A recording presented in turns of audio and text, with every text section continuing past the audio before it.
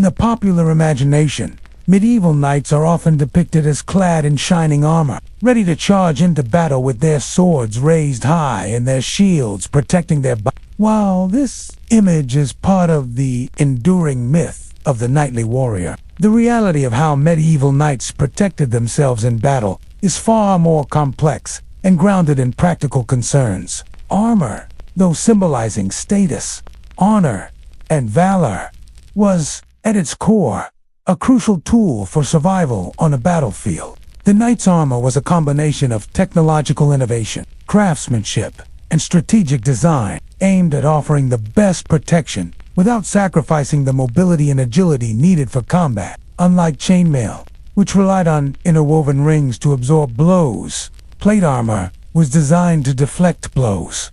Unlike earlier, more rudimentary armor, plate armor was designed to offer maximum protection without restricting movement. One of the key challenges was the weight. Shields were used as an additional form of defense, especially in hand-to-hand combat. Shields could be made from wood, metal, or a combination of materials, and they were typically carried on the knight's left arm. The sword was the primary weapon of the knight, but knights also carried maces, axes, and lances that could all pose significant challenges to the armor. A knight's armor was often custom-made, tailored to fit his body precisely. High-quality armor, made by skilled blacksmiths and armor, could be a prized possession, passed down through generations. Many knights would invest heavily in their armor, as it not only provided protection, but also communicated their status and wealth. And how did the cost and craftsmanship of armor influence the roles knights played in the feudal system and society? Was the armor simply a protective tool,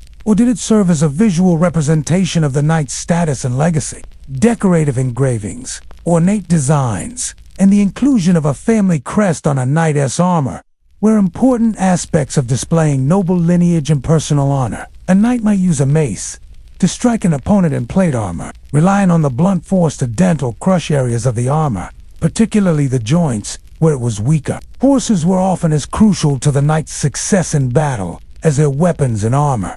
Horse armor, often referred to as barding, was designed to protect the horse during battle, particularly from arrows, lances, and other projectiles. The horse's armor was often made of metal, leather, and cloth, and it was tailored to fit the animal, just as the knight's armor was designed for his body. The protection of the horse was critical, as the knight's ability to fight and move during battle was tied to the safety of his mount. The lance, another critical weapon of the medieval knight, was designed to pierce through armor, particularly during the charge in a jousting match. Knights continually had to adapt to new threats and technologies, balancing the need for protection with the practical concerns of mobility and flexibility. The knight's armor was a reflection of his role in society, a defender of the realm, a symbol of chivalric virtue, and a warrior who faced death and injury in the name of honor and glory. The shield's primary role was to protect the knight's vulnerable left side, as the right side was typically used for offensive maneuvers with the sword. Shields also played a role in defending against projectiles, such as arrows, bolts, or thrown weapons. Full suits of armor could weigh between 40 and 60 pounds, which could be extremely taxing, particularly when knights had to fight for extended periods or engage in prolonged battles. The use of long bows and crossbows, weapons capable of piercing even the thickest plate armor, became a growing concern for knights. The advent of crossbowmen during the late Middle Ages, for example, posed a particular challenge, as their bolts could punch through plate armor at close range. In response to these threats, knights began to wear additional protective gear, such as mail coifs or neck guards, to reinforce their defenses against projectile weaponry. Mobility was still important, and armorists had to design articulated joints that allowed for movement while still maintaining the armorer's protective qualities. The suit of armor had to allow the knight to mount his horse, fight with a sword, and defend himself, while maintaining a sense of freedom of movement. The armor covered the torso, legs, arms, and head, each section being molded to allow for flexibility, while still providing near impenetrable protection. Gauntlets, greaves, and sabatons helped safeguard the limbs, while helmets designed with visors protected the head and face. These helmets, such as the iconic Great Helm, were designed to absorb or deflect strikes from swords and maces, often with faceplates that could be lifted to allow for vision and spread the force of impact over a larger area, minimizing the damage to the wearer.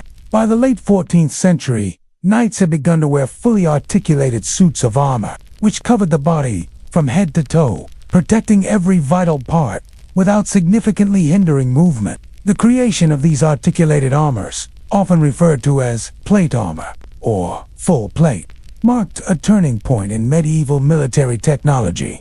The evolution of armor throughout the medieval period is a fascinating journey, reflecting both the technological advancements of the era and the changing nature of warfare itself. As the medieval period progressed, knights and soldiers needed to adapt to new threats, whether from the increasing use of crossbows, longbows, or the rising importance of cavalry in battle. Early armor, like the chainmail worn in the early medieval period, was made up of small metal rings linked together in a mesh pattern. While chainmail was highly flexible and provided excellent protection against cutting attacks, it had its limitations.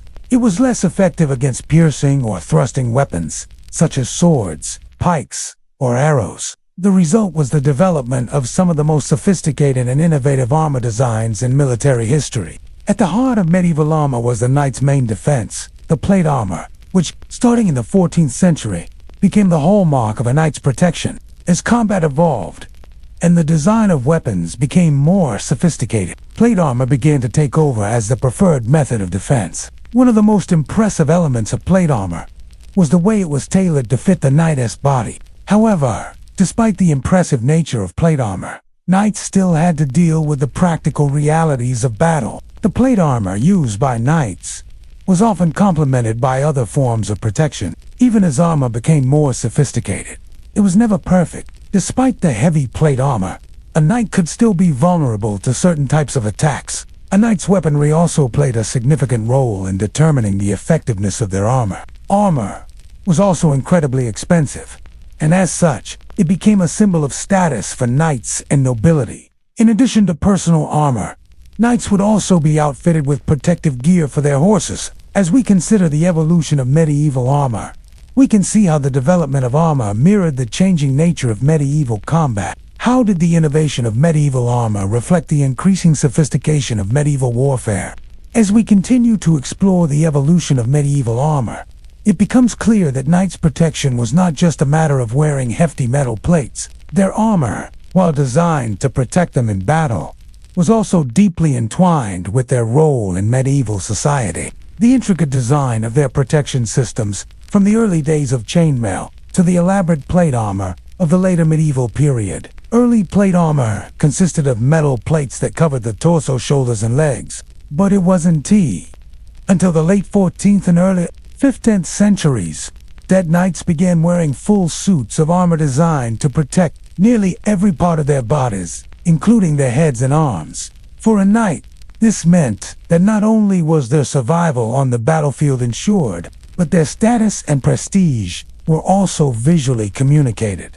Gunpowder weapons, such as handguns and arquebuses, were capable of piercing the thick plates of armor that had previously been thought nearly impenetrable. Firearms, along with the rise of pike formations and standing armies, changed the nature of warfare, and knights' role as the primary heavy cavalry force in battle diminished. As gunpowder weapons evolved, knights' armor also had to evolve. In the world of medieval warfare, armor was not just a tool. It was a representation of knightly virtue, and knights who could afford the finest armor were often the ones who led the charge into battle, securing not just victory but prestige for themselves and their families. As the centuries wore on, the armor of the knight would become less about practicality and more about symbolism, encapsulating the romanticized ideal of the knight as a hero and defender of the realm. But the suit of full plate armor, once the pinnacle of military protection, was eventually replaced by lighter armor, designed to offer protection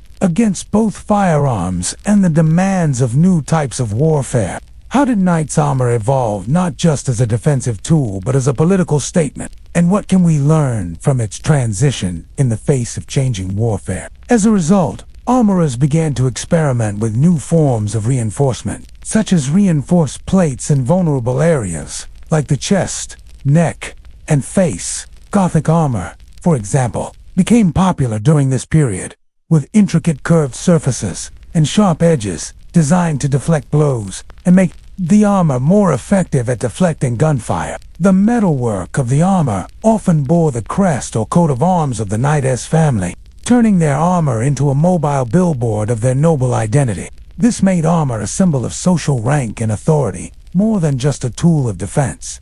Their armor has come to represent not only military strength, but also noble ideals of courage, honor, and glory. Despite the evolution of military technology and the decline of the traditional knight in the age of gunpowder, knights continue to be remembered for their role in shaping both medieval warfare and medieval society. The design of these full suits was an engineering marvel. Each piece of armor was carefully articulated and hinged to allow for a high degree of movement. This was important because the knight needed to maintain agility while still being spoke not only to military necessity, but also to the symbolism of their noble status and prestige. In the early medieval period, chainmail was the predominant form of armor, especially for knights and soldiers, made from interlinked metal rings. It was flexible, relatively lightweight, and offered substantial protection against slashing or cutting attacks. However, chainmail, while effective at deflecting strikes from swords, was much less effective at protecting against thrusting attacks from spears, arrows, or piercing swords. This limitation became a key concern as combat strategies evolved and new threats emerged. By the 14th century, knights began to transition to plate armor, which offered far more protection, particularly against blunt force trauma and piercing weapons. The advent of full plate armor marked a significant milestone in medieval military technology. Knights could now withstand the impact of arrows or bolts, and the armor's solid plates would deflect blows from swords and maces. The innovation wasn't just in the material, but also in the design. The plates were shaped to fit the contours of the body, ensuring that the knight remained both protected and mobile. Plates were often riveted together and articulated, allowing for flexible movement in the joints of the arms and legs. The helmet, or great helm, was also redesigned, with slits for vision and breathing, ensuring that knights could retain their ability to fight without compromising their protection. In terms of design, each suit of armor was custom-made to fit the wearer's body perfectly, tailored to ensure a comfortable yet formidable defense. In the 15th century, as the use of firearms and crossbows became more widespread, armorers began to adjust their designs once again. Despite these advancements, gunpowder weapons gradually rendered plate armor less effective on the battlefield, leading to the gradual decline of full suits of armor for knights in the 16th century. However, the legacy of these early medieval knights who wore armor crafted from plate, chainmail, and steel endures to this day. The armor they wore told the story of an era where protection was as much about social status as it was about survival. In a world dominated by rising gunpowder weapons, what does the legacy of medieval armor say about the symbolism of knights? As the medieval period gave way to the early modern era, the role of knights and their armor gradually transformed. While plate armor had reached its zenith by the late 15th century, its continued effectiveness began to decline as the nature of warfare shifted dramatically. The bulletproof nature of earlier plate armor became obsolete when confronted with pistols and rifles capable of piercing even the thickest metal plates. The purpose was to protect against ballistic projectiles, while still allowing knights the flexibility and mobility they needed in battle. However, by this time, the role of the knight as the dominant force on the battlefield was gradually being replaced by firearms and infantry tactics. This shift in armor design reflected the changing role of the knight in European society. The feudal system was giving way to more centralized monarchies and professional armies, and knights, as a class of elite warriors, became less central to the defense of the kingdom. While knights remained influential figures in society, often as landowners or military advisors, the need for full plate armor diminished. The knight's role in battle was changing from a mounted cavalryman to more of a ceremonial or elite soldier within professional armies was the shift from plate armor to lighter protection and ceremonial gear, a sign of the decline of medieval chivalry? Or was it a natural evolution of the knightly identity in the face of new military realities? And as knights gradually faded from the battlefield, how did their legacy continue to shape the idea of personal honor, strength, and heroism in the centuries that followed? Kings, nobles, and knights would commission elaborate armor for tournaments and courtly events, with armor often decorated with intricate engraving, gold leaf, and family crests. These suits were more about prestige than protection, serving as symbols of social status, wealth, and power, rather than as functional battle gear. This new threat forced armorers to rethink the design of knights' protection.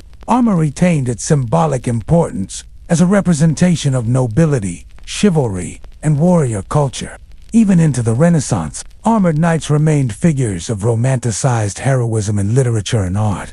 The image of the knight in shining armor persisted, representing not just military might but the ideals of honor, duty, and sacrifice that had defined the knightly class for centuries. Reinforcements were added to vulnerable areas like the neck and chest, and lighter armor became more popular for knights who no longer needed full plate suits to survive on the battlefield. However, the legacy of their armor and their role in shaping medieval warfare continues to endure in popular culture. Films, books, and historical texts still celebrate the romanticized version of knights, highlighting their courage, honor, and unshakable commitment to chivalric values. Armor, once an essential tool of warfare, became a powerful symbol of these values, a symbol of glory, bravery, and the enduring power of the knightly ethos. The development of gunpowder weapons, like firearms and artillery, presented an entirely new set of challenges for armorers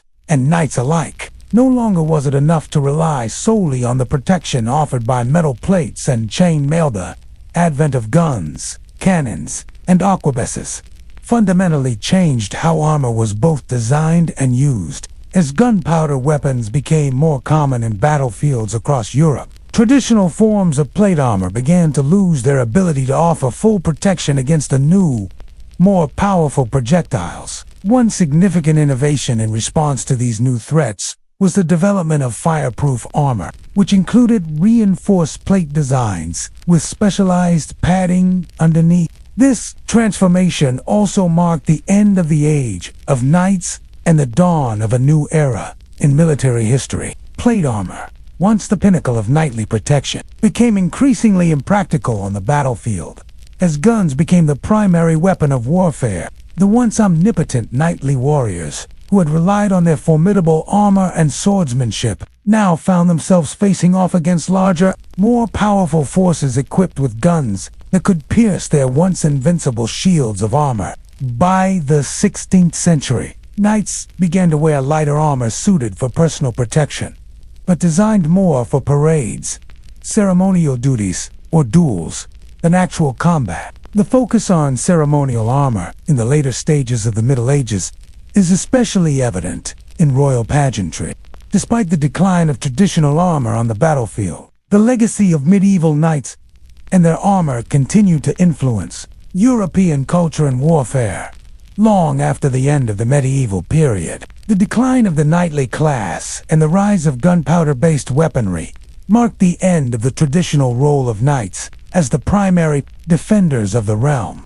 As we look back on the evolution of knightly armor, we must ask, how did the changing nature of warfare alter the role of knights in society?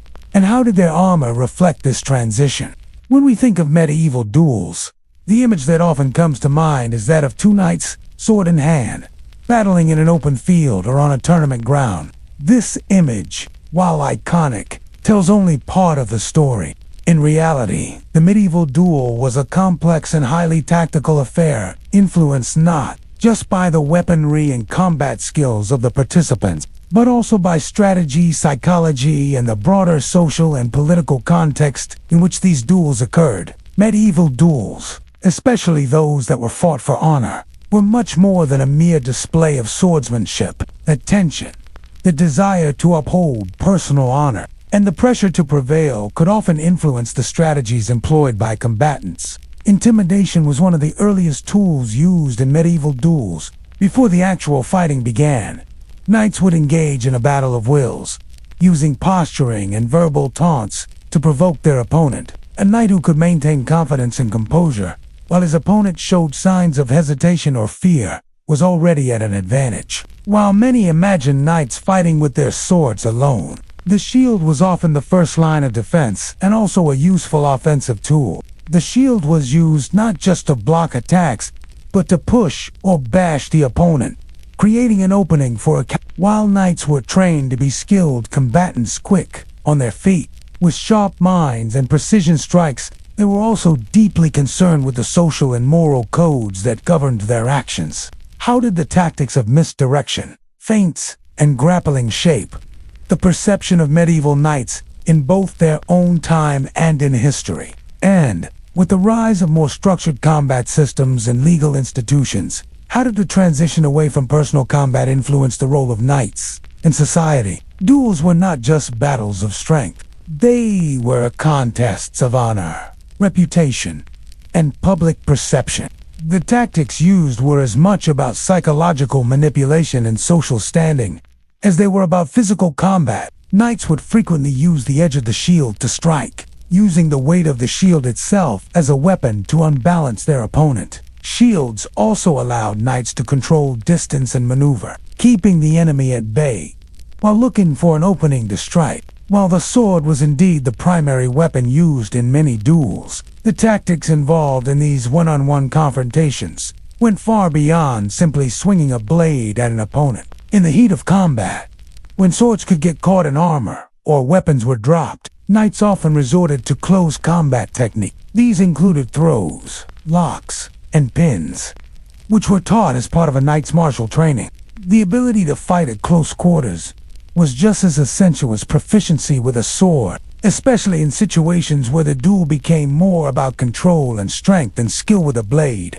In these cases, the stakes of the duel were much higher, as the outcome could determine not only the fate of the participants, but the future of entire families or social classes. The participants knew that the outcome was not just about combat skills, but about the perception of divine favor. Many knights would engage in feints, using their sword or shield to distract their opponent while they prepared for a decisive strike. The goal was not always to engage in a direct confrontation, but to maneuver the opponent into a vulnerable position where a swift attack could end a duel. For example, a knight might pretend to make a strike to the chest, only to quickly redirect the attack to an exposed area, such as the neck or the legs. Deceptive tactics like this were especially effective against opponents who relied too heavily on brute strength or relied on traditional swordplay without considering the subtlety of combat. It was common for the combatants to invoke the name of God or saints, praying aloud before the duel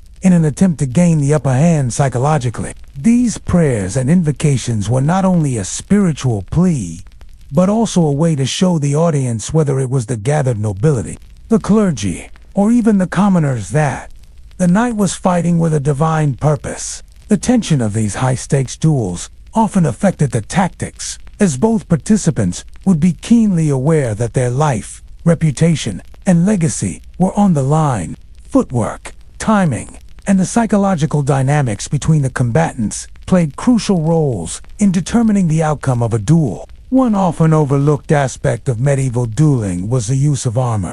In the early medieval period, duels were fought with minimal armor, making the combat more akin to wrestling or hand-to-hand combat. By the late Middle Ages, however, as knights began to wear plate armor and chainmail, the dynamics of duels shifted significantly. Armor, while providing significant protection, also presented a set of unique challenges. Mobility became key, as knights had to maneuver in heavy armor while still being able to strike effectively. The best knights in a duel were those who understood how to use their armor to their advantage, deflecting blows and exploiting gaps in the opponent's protection. Strategic positioning was another critical element in the medieval duel. Duels often began with both combatants sizing each other up, gauging distance, and analyzing potential weaknesses. Footwork, the ability to maintain balance, control distance, and avoid being caught in a compromising position, was central to the tactics of the duel.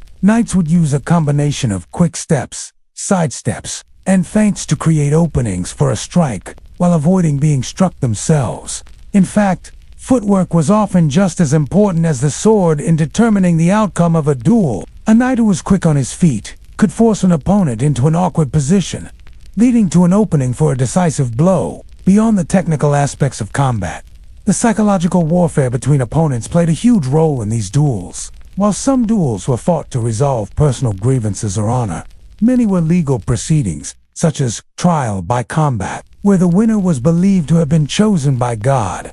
In trial by combat, there was an added layer of psychological manipulation. A key tactical element often employed in medieval duels was misdirection. The use of shields in duels was also crucial. In addition to sword fighting, knights in medieval duels also relied on wrestling techniques and grappling. What is fascinating about these forgotten tactics is how they reflected the dual nature of the medieval knight, the warrior, and the nobleman. As we consider the tactics involved in these duels, we must ask, what does the psychological warfare of medieval duels reveal about the cultural importance of honor and reputation? As we delve deeper into the tactics employed during medieval duels, it becomes apparent that these confrontations were not only about physical strength and skill, but also about understanding the psychological dynamics between combatants. The very nature of dueling in the medieval world was defined by a complex interplay of personal honor, social status, and the fierce desire to preserve one's reputation. Unlike modern combat sports or military engagements, medieval duels were often influenced by cultural norms and public perception, which played an enormous role in shaping the tactics used. In many duels, the objective was not necessarily to kill the opponent with the sword, though central to most duels was just one tool in a knight's combat arsenal. Its use in battle typically involves slicing or stabbing an opponent in the gaps between armor plates. These weapons were designed to strike with immense force and were capable of damaging an opponent, even if the blow didn't pierce their armor. The mace, for instance, was often wielded in a crushing motion, targeting the head, shoulders, or chest, vulnerable areas where armor may have been weaker. Battles on open fields, tournament grounds, or in more confined spaces each presented unique challenges and tactics. While the shield is often thought of as a purely defensive tool, knights used it to dictate the flow of combat. Shields were designed not only to block blows, but also to disrupt the opponent's rhythm, create openings, or even to force an opponent off balance. A knight might use his shield as a weapon in itself, slamming it into his opponent to create distance or knock them into an unbalanced position where they could be struck or taken down. These duels were not simply tests of strength, but also tests of wits, mental resilience, and how did the strategies employed by knights in duels reflect their cultural values and social obligations? And, considering the importance of psychological warfare, what can we learn from the ways in which mental preparation and manipulation shaped the course of medieval duels? Knights had to use psychological manipulation, strategic positioning, and combat skill to outmaneuver their opponents, ensuring that the duel was not only a physical battle, but also a complex game of mental chess. Fighting on uneven ground could lead to loss of balance, or leave a knight exposed to feints, where a knight would pretend to strike in one area, while actually attacking elsewhere, were commonly used to throw an opponent off guard. Misleading body movements were a crucial tactic, as a knight could trick the opponent into defending one area, leaving another open to attack. Many knights were taught to maintain a low stance, especially when in armor, in order to remain balanced, while still being able to make quick, powerful strikes. Medieval knights were often involved in elaborate rituals before a duel began. These included prayers, blessings, and other spiritual practices to gain divine favor, but they also served to psychologically prepare the combatants The idea that God would decide the victor was ingrained in the duel's structure. But knights also used the anticipation and fear leading up to the duel to either intimidate or psychologically weaken their opponent. A knight who showed nervousness, hesitation, or a lack of confidence was often seen as weak. It could become the target of these mental attacks. A well-placed strike with a mace could result in a broken skull, a concussion, or even a fatal blow, making it a devastating weapon in the hands of a skilled knight. The longsword also allowed for quick, fluid strikes, with the knight aiming to overwhelm the opponent's defenses by attacking at different angles. Dagger duels, though less common, also took place, especially in scenarios where knights were in close proximity to one another, or where the use of larger weapons was impractical. Daggers were primarily used for quick thrusts and precision strikes, typically aimed at vulnerable areas, like the abdomen or throat. In some cases, knights would fight with nothing more than their hands, using grappling techniques to subdue their opponent. The art of wrestling was taught alongside swordsmanship in a knight's training. As close combat could often evolve into a test of strength and control, knights would use their footwork to close a distance, while employing quick cuts aimed at vulnerable areas, such as the neck, joints, and hands. For a knight, strategic weapon choice played a critical role in determining how they approached a duel. While long swords were common, knights often carried other weapons, such as daggers, axes, and maces, each of which had its own set of tactics. But to disarm them, force them to surrender, or make them appear weak or cowardly in front of an audience. If a knight could force his opponent into a state of anger or frustration, he could create an opening for a strike. As in many fights throughout history, the mental state of the combatant was a determining factor. A knight who was overly confident might become careless, while one who was too nervous could make unforced errors. The ability to remain calm, focused, and tactical was often the key to victory. This emphasis on honor meant that the psychological warfare between knights could be as important, if not more so, than the actual swordplay. Many medieval duels began with an exchange of words, where knights would taunt, insult, or challenge each other in order to provoke a reaction. The goal was to break the opponent's confidence before the physical combat even began. One of the most powerful weapons in a knight's arsenal was mind game zoozing, verbal jabs and gestures to unsettle the opponent. Tactics in medieval duels were also shaped by the type of weaponry at hand. For example, the longsword was a weapon of versatility and was ideal for both cutting and thrusting. In contrast, maces and axes were more commonly used for delivering blunt force trauma, especially when opponents wore heavy armor. Interestingly, medieval duels were not always fought with swords, as knights had to rely on whatever weapons were best suited to their situation. Knights in duels also had to be wary of the terrain in which the fight occurred. One of the most overlooked tactics in these duels was the use of shields. Even when a duel took place under a set of rules, with an audience watching, knights employed deceptive strategies to gain an advantage. Tactics also extended to the use of mental preparation before a duel. The tactical diversity of medieval duels highlights the immense skill and knowledge the knights were expected to master. What do these forgotten tactics reveal about the role of honor and reputation in medieval society?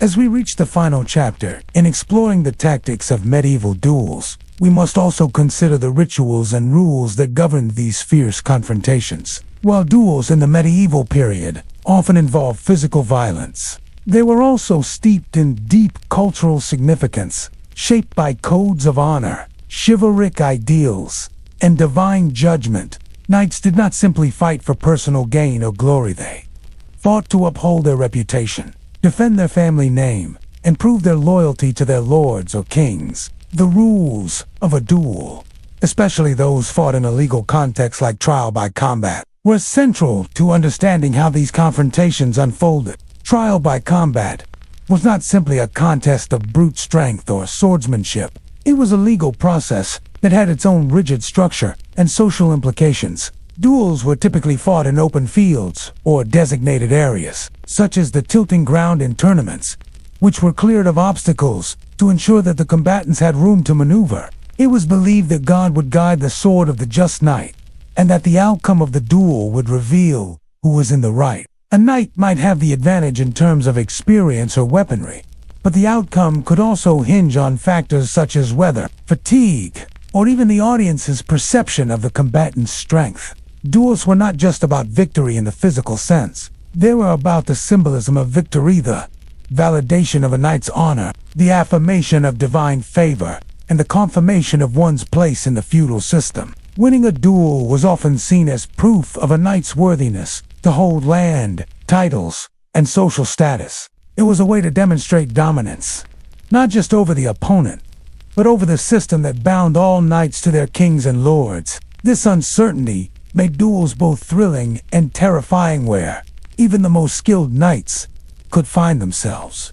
defeated by something as simple as momentary hesitation or a misstep. Was the outcome of these duels more about social perception than about actual combat skill? And how did that affect the way knights approached these life and death battles? Finally, what can we learn from the strategic thinking and psychological warfare of medieval duels that can be applied to modern-day conflicts of honor and reputation?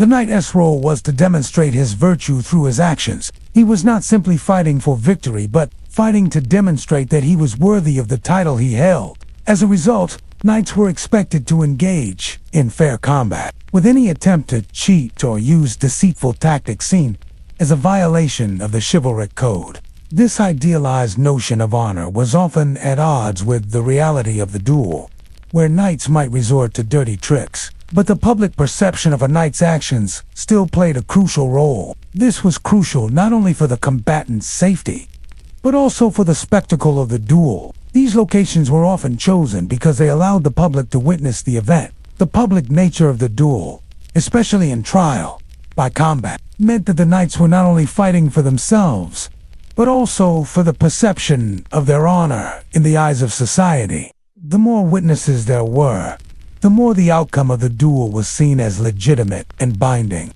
The mere preparation for such a duel was often enough to unsettle one's opponent, even before the first strike was made. These rules could vary from region to region or duel to duel, but common elements existed. For example, in a trial by combat, knights were often allowed to choose their weapons, although they were typically limited to bladed weapons such as swords, maces, or axes, with swords being the most common. The stakes of a medieval duel went far beyond personal honor. In the case of trial by combat, the outcome could determine not only the fate of the combatants, but also the future of entire families or noble houses. In many cases, duels were fought between rivals or family members, with the outcome of the combat affecting the political balance of a region. The duel between two knights could thus have implications for the entire feudal system, shaping alliances, marriages, and even territorial claims.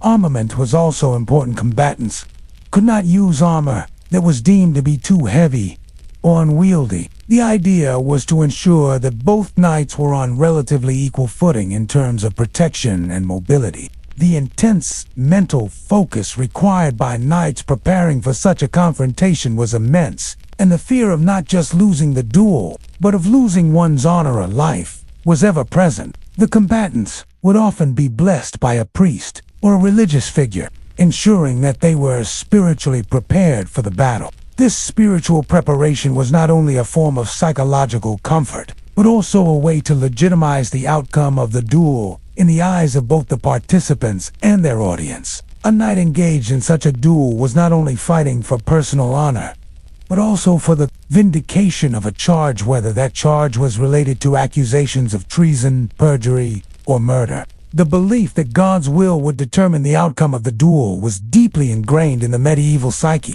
and the combatants often began their encounters by invoking the divine for guidance. The psychological component of trial by combat cannot be overstated. In addition to the psychological warfare, there was also a set of practical rules that governed how these duels unfolded. Another notable element of medieval duels was the timing and location. The idea of divine judgment also played a significant role in the rules of engagement. Despite the rules and rituals that governed these medieval duels, the outcome was often unpredictable. The social and political context of duels was also incredibly important. As we look back at the forgotten tactics of medieval duels, we must also consider the profound cultural impact these contests had on the broader medieval society. How did the complex rituals and rules of medieval duels reflect the values of medieval society?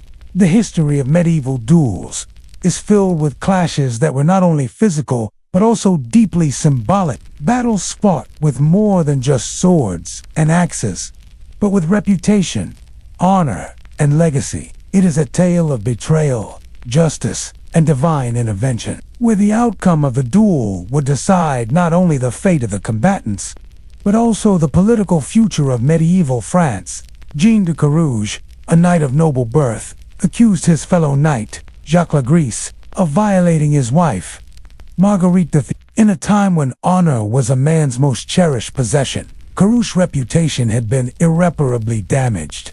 The nature of medieval combat meant that knights fought to the death with blunt weapons or swords, aiming to overcome their opponents with strength, skill, and strategy, but also serve as a public judgment of the French court's actions. The combatants were armed with swords and blunted weapons, as was customary in such events, and their armor was designed to offer the maximum protection without restricting movement. As the duel commenced, the crowd watched anxiously, knowing that the fate of both men, by extension, the future of French justice, was at stake. It underscored the importance of personal honor in the medieval world, where the concept of divine intervention often justified the most brutal forms of justice. It was a public spectacle that demonstrated the deeply ingrained belief in divine will as a means of determining right from wrong. The duel of wood go on to inspire countless legends and literature depicting the themes of honor, divine justice, and the tragic consequences of political corruption. It became a symbol of the medieval ideals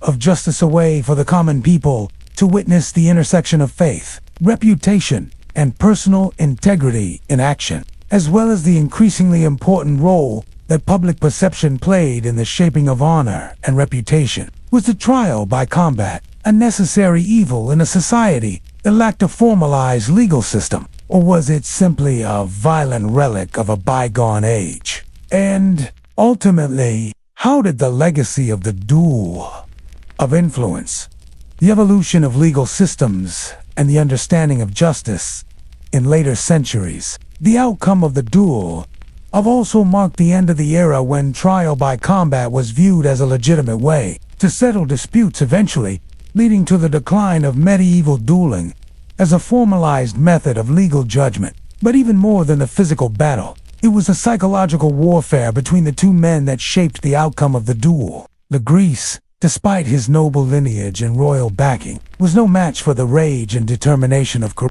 who fought not only for his own survival, but for the very honor of his family. But the aftermath also served to highlight the tensions within the French court. Carouge's victory was not just a matter of personal honor, it was a triumph of justice over the corrupt forces that had protected Legris. For a time, Carouge was able to restore his reputation and secure his place within the nobility. But the implications of the duel extended far beyond the lives of the two knights. Carouge's skill and anger carried him through, and after a brutal exchange of blows, he managed to disarm Legris and finally land a fatal blow. Legris, who had been confident of his victory, was struck down, and with his death came the vindication of Carouge. But it was not just a personal victory, it was a victory for justice and the belief that God had intervened to punish the wrongdoer. Both combatants were bound by honor and religious faith, with the belief that God would guide the sword of the righteous. His wife's alleged dishonor was not just a personal affront, it was a blow to his social standing. What followed was the choice that would seal their fates: a trial by combat, an ancient and sacred method of settling disputes in medieval society. Yet, among the many notable duels fought in the name of personal honor, few stand out as clearly as the infamous duel that would forever change the course of French history. This legendary duel, fought in 1386 between Jean de Carouge and Jacques Legris, is not just a story of two knights locking swords in mortal combat. Legris, though accused of a horrific crime, was supported by powerful allies within the royal court, including King Charles VI himself. This made the stakes of the duel even higher. For Carew, defeating Legris was not just a matter of reclaiming his honor and vindicating his wife. It was also about confronting the forces that had corrupted the French court and brought him to the brink of ruin. It was a battle for more than just personal justice. It was a battle for political survival. At the heart of the duel lay a terrible accusation: rape. But this duel was not just a personal matter. It would have far-reaching implications for the French nobility and the French court. The duel itself, though fought in a world of formalized rules, was by no means an easy contest. The duel began with immense public anticipation. A crowd gathered to witness the fight, knowing that the outcome would not only settle the personal dispute between Carew and Legris. As the combat raged on, the tension mounted. The consequences of the duel were not only was Legris's life forfeited in the name of divine judgment. This famous duel is often seen as a turning point in medieval history, particularly in how the law and justice were understood in the realm of feudal society. The legacy of the duel left an indelible mark on the French nobility and on the broader medieval justice system. But the duel's impact was not just legal, it was cultural. As we look back at this monumental duel, we must ask, how did the personal stakes of a knight's honor shape the political landscape of medieval Europe? The duel did more than just settle a personal dispute between Jean de Carew and Jacques Legris. It was a powerful moment that symbolized the last echoes of medieval justice and the ancient tradition of trial by combat. And the clergy, who viewed it not only as a test of skill, but also as a test of divine favor. In medieval society, the outcome of a trial by combat was believed to be determined by Goddess Willith. The knight in the right was victorious. It was seen as evidence that God had sided with him. This belief in divine judgment placed the duel in a context far larger than just a battle of knights. It was seen as the ultimate form of legal resolution, a ritualized mechanism to determine guilt or innocence. When all other forms of justice had failed, the royal court, under King Charles VI, was a place where power struggles were constant, and the outcome of this duel reflected the fragility of noble favor. But for Legris's supporters, the defeat was a blow, not just to their personal power, but to the very system of courtly patronage that had allowed men like Legris to rise in a time when feudal societies were built on the foundation of strength and honor. The ability to demonstrate martial superiority was central to a knight's identity. Knights, lords, and even kings understood that their position in society could be upended by a single defeat in the arena of public opinion. As such, duels, like the one between Carew and Legris, were more than just contests of skill. They were a testament to the importance of honor. In a world where personal integrity was often as valuable as land or wealth, the outcome of the duel was not just a matter of winning or losing. It was a matter of public perception. Was the end of trial by combat a necessary evolution in the administration of justice, or did it mark the decline of traditional feudal values that emphasized honor and divine judgment? And how did the outcome of this duel shape the future of medieval legal systems and courtly behavior in France and beyond? And the resulting political message would echo through the courts of France for years to come. This duel was a public reminder that in medieval France, reputation and courtly influence were all intricately tied to each other, that a single duel could have long-lasting consequences on the political landscape of the kingdom. The fact that Carew was able to win, despite Legris's powerful connections, was a reflection of the shifting power dynamics within the French aristocracy. The victory symbolized that even the most powerful figures at court were not invulnerable, and that justice, though seemingly archaic in the form of a trial by combat, could still have a powerful influence over the fate of men and nations alike. The victory of Carew over Legris not only reinstated his honor, but also sent ripples through the French court, highlighting deep tensions between the monarchy, the nobility, and the emerging legal systems of the time. In medieval society, reputation was everything. While such duels had been common throughout the Middle Ages, by the late 14th century, they were beginning to fall out of favor. The development of legal systems and the growing influence of royal courts meant that legal precedents and witness testimony were becoming more reliable forms of justice. The duel of thus marked one of the last major instances of trial by combat, being used to settle a significant political matter. It would be one of the final sparks in the dying embers of medieval feudal justice. Knights, particularly those like Carouge and Legris, held their honor in the highest regard, and a duel was often the only way to defend or reclaim it. For Carouge, the duel was his opportunity to restore his family's honor after the alleged assault on his wife, and to reassert his place in the French noble hierarchy. The stakes were not just personal, but also political. If Carouge lost, it would have been a major blow to his status, and possibly the death of his family's legacy within the French nobility. This duel, while deeply personal for the combatants, ultimately served as a turning point in the transition from medieval feudal justice to a more structured and formalized legal process. His defeat would be a direct challenge to the influence of those who had supported him, and it was a reminder that no knight, no matter his noble background or royal connections, was above the judgment of God.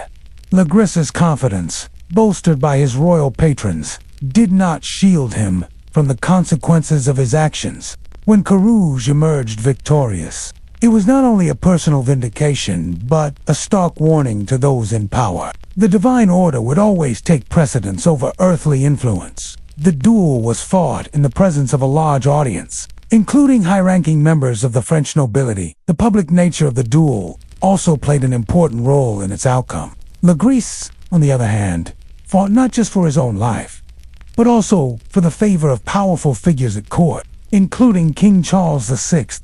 This duel, while it may have seemed like a personal matter between two knights, was actually deeply intertwined with the growing centralization of power in France. The political ramifications of the duel were significant. For Carouge, it solidified his position among the nobility and reinstated his honor and standing within the French court. In many ways, the duel represented the end of an era in the use of trial by combat as a means of settling disputes. The public spectacle of the duel was also a reminder of the symbolic power of medieval violence. The symbolism of the duel also laid bare the fragility of honor and the weight of reputation in medieval society. What can we learn from the duel about the role of personal honor in medieval politics?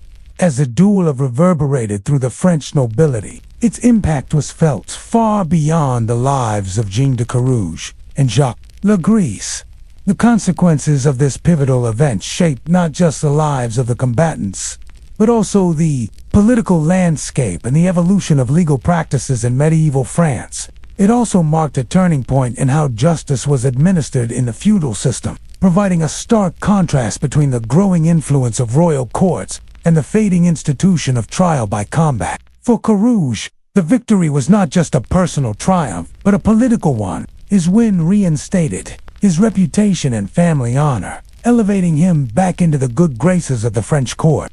The royal courts, though still influenced by noble families, became the dominant force in ensuring justice. Though knights like Carouge continued to play important roles in the French military and politics, their traditional role as warrior judges who could settle disputes through personal combat was fading. The rise of standing armies, professional soldiers, and more bureaucratic legal systems meant that the power of the individual knight was waning.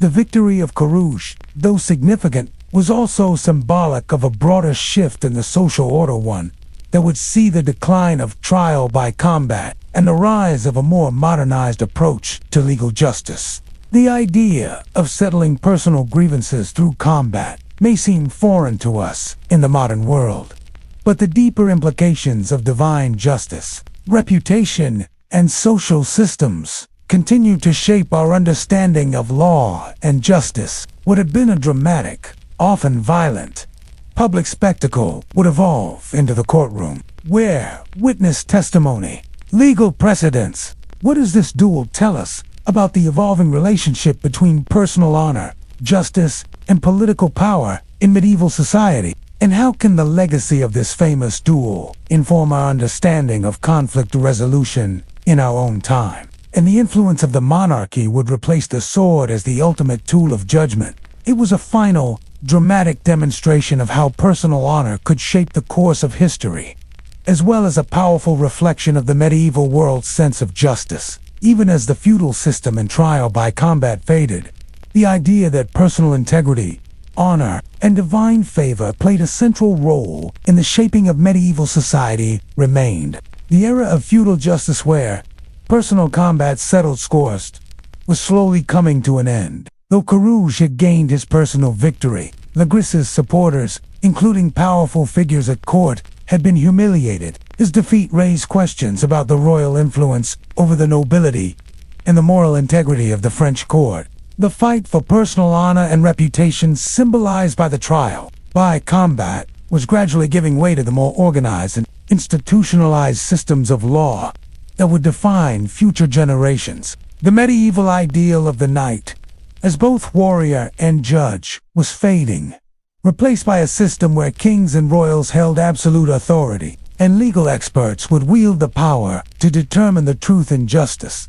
Legris had enjoyed the favor of the king, and his sudden fall from grace exposed the fragility of courtly alliances, where a single duel could destabilize long-standing relationships between noble families and royal patrons. However, the impact of the duel went much deeper. Carouge had not only avenged his wife's honor, but also sent a message to the noble class that divine justice still had a place in the system. Even as royal authority began to increasingly dominate the legal landscape, the victory was a victory not just for a knight, but for the concept of personal justice, a belief that, despite the growing bureaucracy of the French kingdom, there was still room for individual warriors to claim their rightful place in society.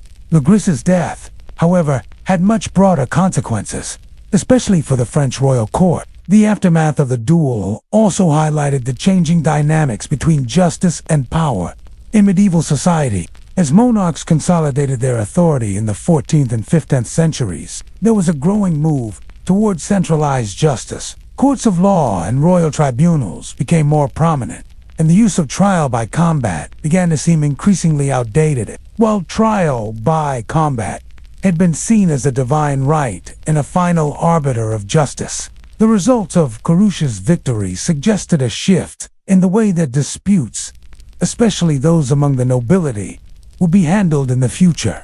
In the years following the duel, trial by combat would gradually give way to a more systematized and legalistic approach to resolving disputes. The duel also marked the end of an era for the medieval knight. In retrospect, the duel between Carouge and Legris encapsulated the tension between the old world of feudalism and the emerging world of centralized monarchy. The legacy of the duel remains significant. However, this legendary duel continues to resonate with us today, as we explore the complex relationship between individual action and societal structures, and between honor and justice. In conclusion, how did the duel signal the end of an era for medieval trial by combat and the rise of more modern judicial systems? When most people think of medieval warfare, their minds immediately conjure images of large, bloody battles, sieges, and open-field combat between knights, foot soldiers, and archers. While these dramatic scenes certainly represent a significant aspect of medieval warfare, they overlook a fascinating, yet often misunderstood, dimension of the knightly culture, the world of tournaments, jousts, and duels. These contests, though not actual battles, were often far more than just ceremonial games or displays of bravado. They were crucial training grounds, social events, and political tools that shaped both the military culture and social structures of medieval Europe. Tournaments, particularly those involving jousting, were not only about showing off personal skill or competing for prizes, they were intense testaments to martial prowess.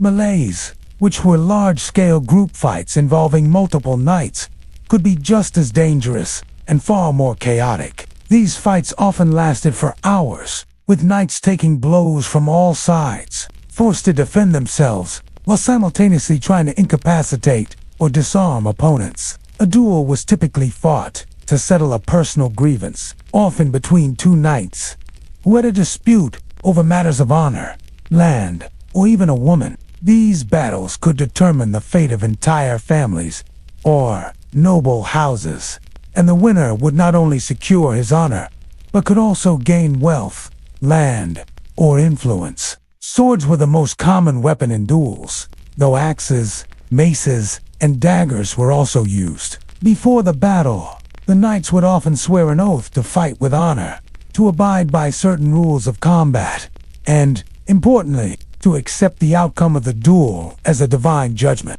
The fact that a duel could have such high stakes with life and death hanging in the balance added to the intensity of the event. A knight could gain not just revenge but fame and fortune through a successful duel. And, considering the rise of centralized monarchies and professional armies, how did these knightly traditions evolve in the transition to the modern age of warfare? Knights had to be highly skilled in these weapons, and often, due to the limited space of the duel, close quarters combat became the focal point of the confrontation. The importance of honor and reputation meant that knights often resorted to extreme measures to settle their differences. And some duels were fought not just for personal reasons, but to assert one's dominance in political or social structures. The role of political influence in determining the outcome of a duel cannot be overlooked. Powerful, noble families, royal favor, and even public perception played significant roles in shaping the outcome of these battles. Sometimes a true test of strength was not in the duel itself, but in the social and political power of the knight involved. The duel could end quickly with a decisive blow, or it could drag on as each combatant tried to find an opening in the other's defenses. These events were as much about the public spectacle as they were about personal ambition and honor. They were central to the social fabric of medieval society, demonstrating the importance of personal reputation and divine favor. For knights, these battles, though sometimes fought in the name of glory, were also deeply embedded in the struggle for political survival, land, and legacy. A duel, especially one fought for legal reasons like a trial by combat, carried the belief that the victor was chosen by God,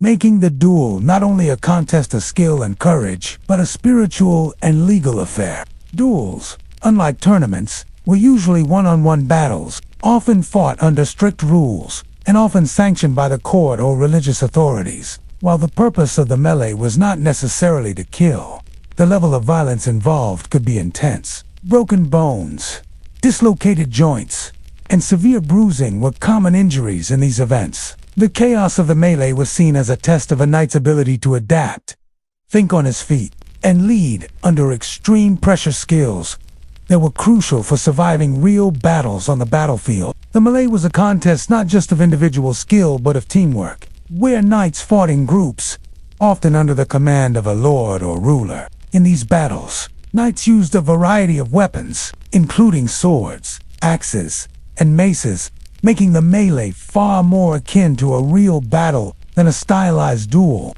The strategy in a melee was just as important as the skill of the combatants. Knights needed to coordinate their efforts, often fighting to subdue or capture opponents for political or economic gain. Jousting, a cavalry event where knights charged at one another with lances in an attempt to unseat their opponent, was both a spectacle of valor and a critical form of training. As feudalism established a society built around knights as the military elite, tournaments became vital to maintaining the skills of the nobility and ensuring that their prowess on the battlefield was never in doubt. These events were part of a knight's duty, a demonstration of both his physical ability and his status. The skills required in a joust were those that knights would use in battle: horsemanship, timing, swordplay, and the ability to react swiftly under pressure. The origins of medieval jousting date back to the 12th century, where it evolved from a training exercise for knights, simulating the combat they would face in battle. What many don't realize, however, is that jousting, like duels, was far from the lighthearted contest. It is often depicted as the danger involved was very real. Knights were mounted on powerful horses and armed with lances designed to unseat their opponent, often at full speed. A successful strike could break bones, cause internal injuries, or even kill. Even with armor, the force of a lance hitting a knight could cause concussions, bruising, and fractured ribs. The risk of injury or death was a constant, making the glory and reputation earned through jousting all the more valuable. While jousting became the most popular event in medieval tournaments, it was far from the only contest. In the heat of the melee, knights had to rely not just on their physical endurance, but also on their mental toughness. Though duels were less common than tournaments, or melees, they represented the most personal form of medieval combat. While duels could be fought for a variety of reasons, the most famous duels in history, such as the duel were those fought for legal or political reasons. The weaponry used in medieval duels varied depending on the period, region, and reason for the duel. The rituals surrounding medieval duels were steeped in chivalric codes. However, the medieval duel also had a darker side. In essence, medieval tournaments, jousts, and duels were not mere contests of strength. They were a reflection of the warrior ethos that defined the knightly class. How did the tournaments, jousts, and duels of the medieval world shape the role of knights in society? And what does their importance say about the values of honor, status, and reputation in medieval culture? As medieval tournaments, jousts, and duels became deeply ingrained in feudal society, they evolved into powerful symbols of the knightly ideal, representing not only martial prowess, but also the very essence of noble identity. While jousting and tournaments served as training grounds for battle, they were equally about demonstrating loyalty, courage, and chivalric values. But as these contests grew in complexity and spectacle, they also began to reflect the changing social structures and the political realities of medieval life. By the late 14th century, tournaments had become more than just military exercises. They were full-scale social events, with massive audiences of nobles, clergy, and even commoners attending to witness the combat. Death remained a real possibility, especially during highly competitive events. Now, they were about the pageantry of the knightly class. The rituals of tournament combat mirrored the political and social rituals of the day. Victories in tournaments were as much about gaining the favor of kings, queens, and lords as they were about martial ability. A knight might fight in a melee for the glory of his lord, fighting not only for his own reputation but for the future of his lands and family. Much like the tournaments, melees were often public spectacles, with the results being broadcast to a wide audience. While the tournament jousts might be more focused on individual prowess, the melees allowed for teamwork and tactical combat. Knights used their experience to outmaneuver opponents in an ever-shifting battlefield, where alliances and betrayals were a common part of the game, but also about social standing, honor, and the political struggles of the time. Knights and nobles engage in these events not just for glory, but to maintain their status in a deeply hierarchical society. These contests, while often viewed today as charming or quaint, were critical elements of the medieval world, playing a significant role in shaping the social order and political landscape. The melee was also a way for knights to show their ability to endure and survive, traits that would prove essential on the battlefield. What does the shift from personal duels and jousting to organized warfare tell us about the role of knights in the transition from the medieval world to the early modern era? Tournaments became political tools, with royalty and nobles using them to consolidate power, form alliances, and demonstrate their prestige. Unlike the more formalized tournament or melee, duels were personal contests, often fought to resolve a grievance, dispute, or challenge to honor. Duels could be fought for a variety of reasons: to defend one's reputation, to avenge an insult, or even to settle disagreements over land or inheritance. They were a means by which knights could prove their worth in a world that valued not just combat skills but personal integrity. Tournaments allowed the ruling class to maintain their dominance in a world where warfare and military strategy were still deeply interwoven with politics and dynastic control. For instance, a knight might offer his opponent a chance to choose the weapons, with options such as swords, axes, or even maces. A knight's victory in a duel was often more than just a personal triumph. It was a statement of authority over his opponent. Winning a duel could solidify a knight's place in the social hierarchy, provide him with land, and even cement alliances with powerful families.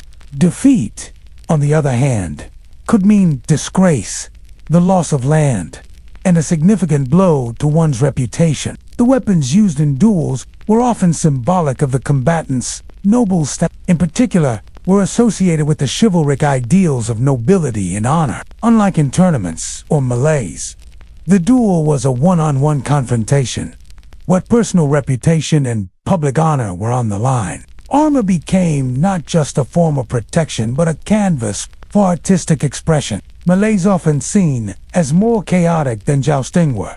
Another form of organized medieval combat. Melees allowed knights to display not only their individual combat skills, but also their ability to coordinate and strategize with others. These large-scale group battles, in which knights fought as part of teams, were a true test of a knight's ability to fight under duress and in close quarters. A melee was a chaotic contest, where success depended on the ability to adapt quickly to changing circumstances, the ability to lead others, and a sharp awareness of the terrain. The rich engraven gold leaf and family crest on a knight's armor displayed not just his combat skills, but his noble lineage. The tournament grounds became a place to showcase both military prowess and the status of the participants.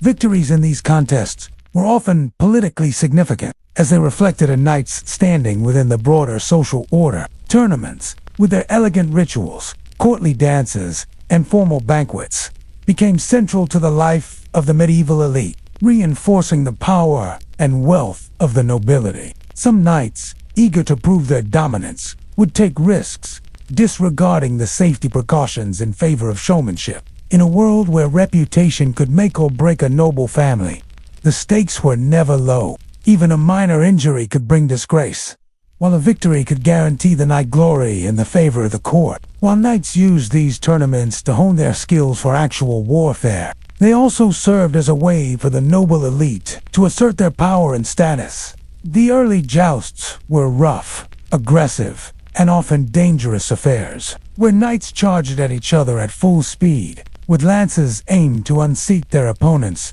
or even break their bones. As time went on, the rules became more structured, aiming to minimize death and injury, with knights required to wear heavy armor for protection. These tournaments became less about battlefield training and more about displaying skill and personal strength. A victory in a tournament could bring prestige to a knight, solidifying his place in the hierarchy of nobility. The role of the tournament shifted during this time, particularly as jousting became more formalized. But despite the formalization of the rules, the danger of the joust was never truly eliminated. The shift toward more organized tournaments marked a clear departure from their origins as battlefield training. However, the nature of these events began to evolve even further, as they increasingly moved away from true combat and became more symbolic. Jousting, though central to tournaments, was not the only contest that knights engaged in.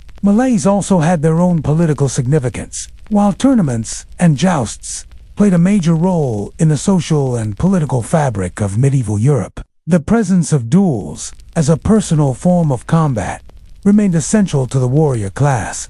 The nature of medieval duels was often governed by a strict code of conduct, where knights were expected to follow certain rules. As medieval duels became increasingly formalized, their political significance grew. In conclusion, the world of medieval tournaments, jousts, and duels was not only about physical combat. As we consider the impact of these events, we might ask, how did the changing nature of combat tournaments, from actual battle training to spectacular displays, reflect the evolution of medieval society? As we reach the final chapter in understanding the crucial roles of tournaments, jousts, and duels in medieval warfare, it becomes apparent that these events were more than just ritualized combat or spectacles of valor. They played an essential role in the social and political landscape of medieval society, serving not only as ways for knights to demonstrate their military prowess, but also as tools of influence,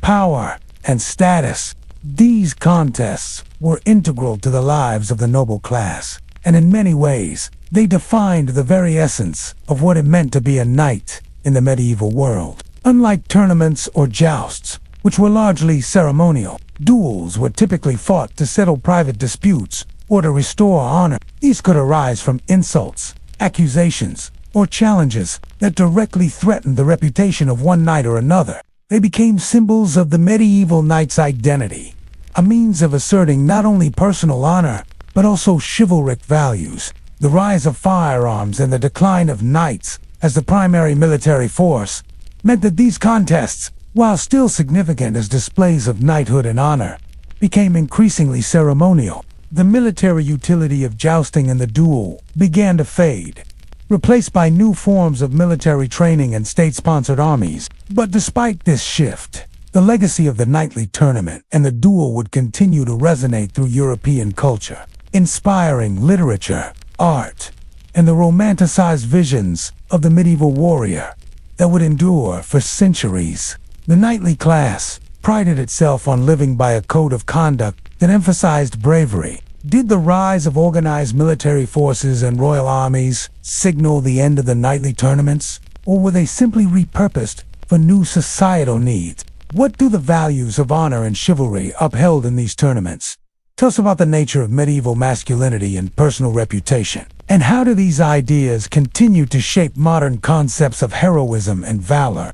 While the brutality of combat and the violence of these contests were undeniable, they were ultimately about more than just the act of fighting. The rules of a duel could vary depending on the nature of the dispute, but they were usually one-on-one engagements where the participants could choose their weapons, typically swords or axes.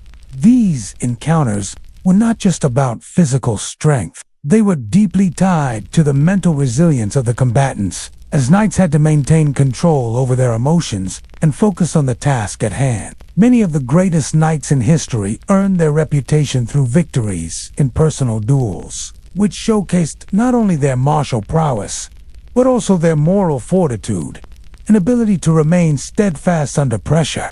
Tournaments, once viewed solely as training grounds for combat, had become by the 14th and 15th centuries a celebration of chivalric ideals. Much like tournaments, duels were often witnessed by a crowd, and the outcome was a clear reflection of the victor's moral and physical superiority.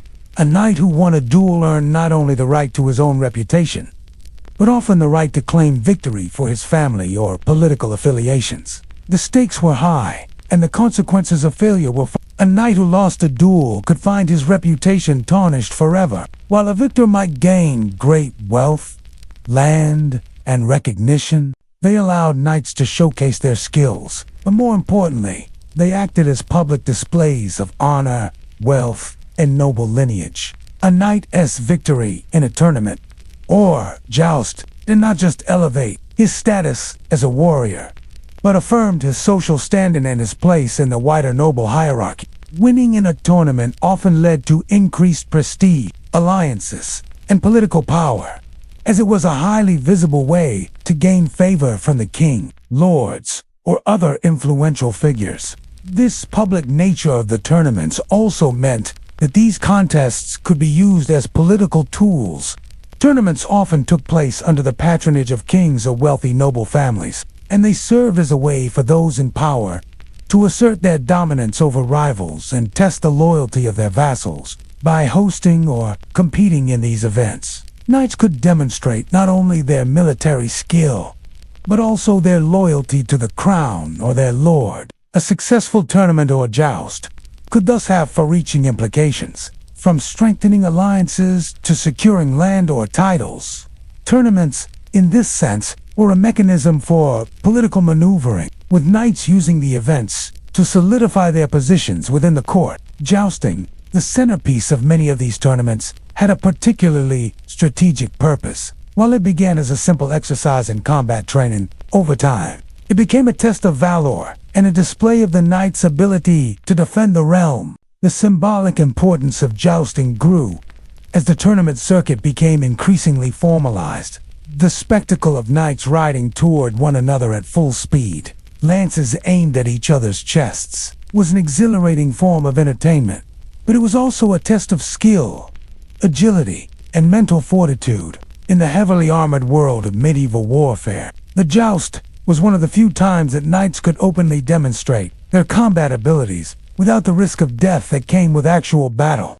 While the injuries sustained in jousts were real broken ribs, concussions, and even paralysis were not uncommon, the events themselves were controlled and meant to uphold the chivalric ideal of honor without descending into unrestrained violence. Duels, on the other hand, represented a much more personal form of combat. The impact of duels went beyond the battlefield, with the public spectacle of these one-on-one contests providing a way for knights to defend their honor and maintain their social position. Beyond the personal and political ramifications of these tournaments, jousts, and duels, there was a profound cultural significance to these events. As medieval society evolved into the Renaissance and early modern period, the role of tournaments, jousts, and duels gradually began to shift. As we reflect on the role of these contests in medieval society, we are left with important questions. How did the evolution of warfare impact the role of the knight in society? The world of medieval duels was brutal, where the outcome was often not just a matter of personal honor, but a matter of life or death. While knights and combatants of noble birth fought for reputation and justice, the aftermath of such duels was frequently marked by the physical toll it took on the wounded. In a world with little understanding of infection or the mechanisms of healing, a wound sustained in battle was not only dangerous, but could often lead to prolonged suffering or death. Bleeding out, infection, and fever were common causes of death for the wounded knight, especially in a time when surgical procedures were rudimentary and highly dangerous. In an era where medical knowledge was rudimentary at best, surviving a duel, especially if gravely wounded, was often as much about luck. Physical rehabilitation was a foreign concept in the medieval period, and a knight with a damaged limb or broken bone might never fully regain their previous level of combat readiness. Knights were trained not only to be great warriors, but also to embody the ideals of chivalry, and a permanent disfigurement or physical limitation could severely affect a knight's reputation. This was particularly true if a knight's face was injured in a duel, as the face was a significant part of the knight's identity and honor. In medieval times, the concept of germs and bacteria was unknown. The belief in divine intervention was strong during the medieval period, and knights frequently turned to prayers, pilgrimages, and blessings to aid in their recovery. Churches and holy shrines were believed to have healing powers, and knights who were wounded in a duel would often visit these sites in hopes of a miraculous cure. The idea that God's will would influence a knight's recovery was a common belief, and many knights underwent lengthy periods of spiritual recovery in addition to their physical healing. The wounded knight often faced a double burden. Not only did he have to contend with the pain and risk of death, the possibility of a slow recovery and a reduced role in the warrior class was ever present. And how did society's perception of wounded knights shape their role within the feudal system? How did the healing process reflect the medieval world's understanding of health, faith, and resilience? And finally, how did the personal suffering of knights wounded in duels contribute to the *** culture of warfare in the medieval period? The honor of the knight depended as much on his ability to remain in the fight as it did on his strength in battle. Knights who were permanently disabled, either physically or emotionally, could find themselves relegated to a lesser role in society, struggling to regain their place and purpose in a world that valued valor, vigor, and conquest. But he had to deal with the psychological and social impact of being perceived as weakened or Knights prided themselves on their physical prowess, and a knight whose wound left him incapacitated could be seen as vulnerable or lesser in the eyes of his peers. As a result, injuries were often treated with little regard for the risk of infection. In a society where honor was paramount, a knight who was wounded in a duel and did not recover fully might face significant social stigma. He could be considered as weakened, unfit, or no longer capable of fulfilling his role as a knight. The noble warrior class relied on the image of strength, and suffering a debilitating injury could tarnish a knight's reputation permanently. Pus-filled wounds, abscesses, and gangrene were common outcomes for knights who suffered significant injuries. Many knights turned to herbalists, or wise women who had knowledge of plants and potions believed to aid in the healing process. These remedies might include wound poultices made from plants like comfrey, arnica, or yarrow, which were thought to speed up the healing of broken bones and reduce swelling. Though some of these remedies had limited effectiveness, medieval healing was based on tradition rather than scientific evidence. Even the simplest cuts could lead to severe infections, and without the use of sterile bandages or antiseptics, the knight's body was left vulnerable to the ravages of an infection that could easily spread through the bloodstream.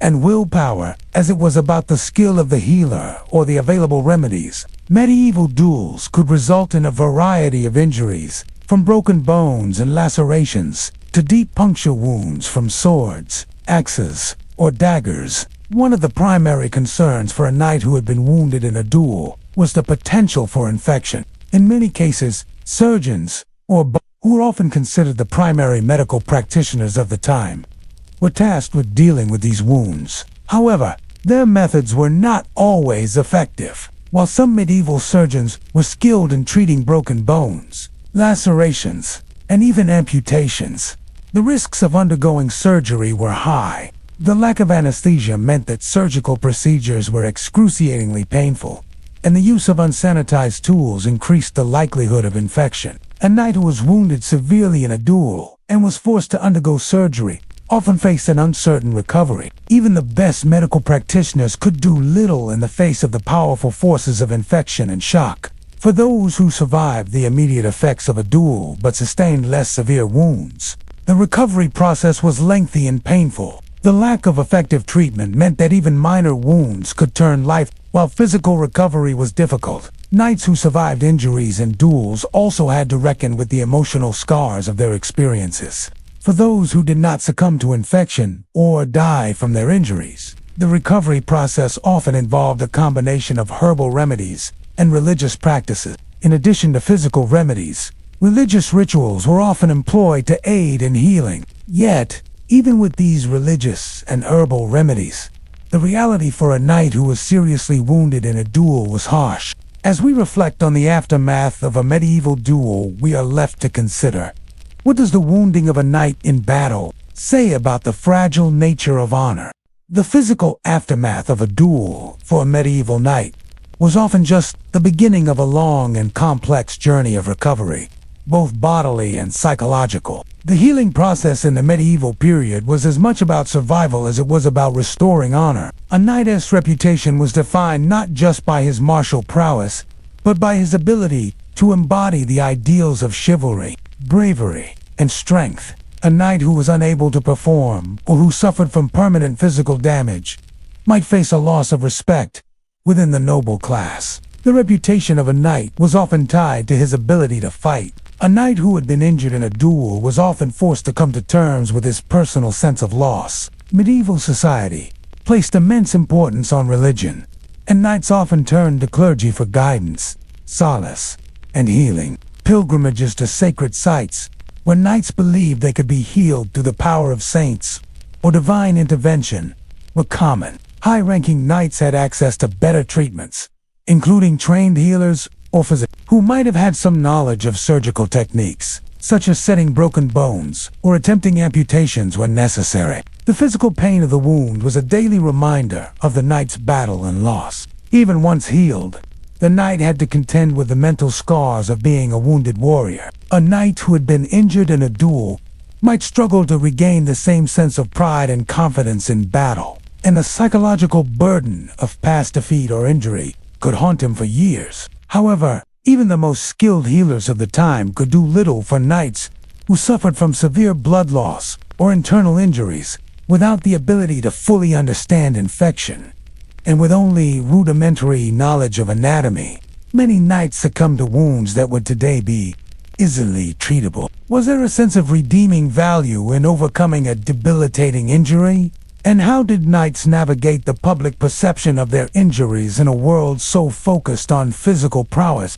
And, ultimately, what does the story of the wounded knight tell us about the fragility of honor and identity in the medieval warrior culture? The success of recovery was often determined by the severity of the wound, the knight's age, and his overall health before the injury. These spiritual journeys were not just physical undertakings. They were meant to restore balance between the body, mind, and soul. For knights who were spiritually devout, the notion that their injury was a test from God could give them a sense of meaning, even in the face of potential disability. For some, the journey from wounded knight to restored warrior was long, but with the right mix of faith, healing, and determination, knights could eventually regain their status within society. In many cases, knights would return to the battlefield or tournaments once fully recovered, eager to prove that even the most severe injuries could not take away their strength, skill, or honor. Healing through faith could offer a sense of purpose, and knights might pray for strength to endure their recovery and acceptance of their fate.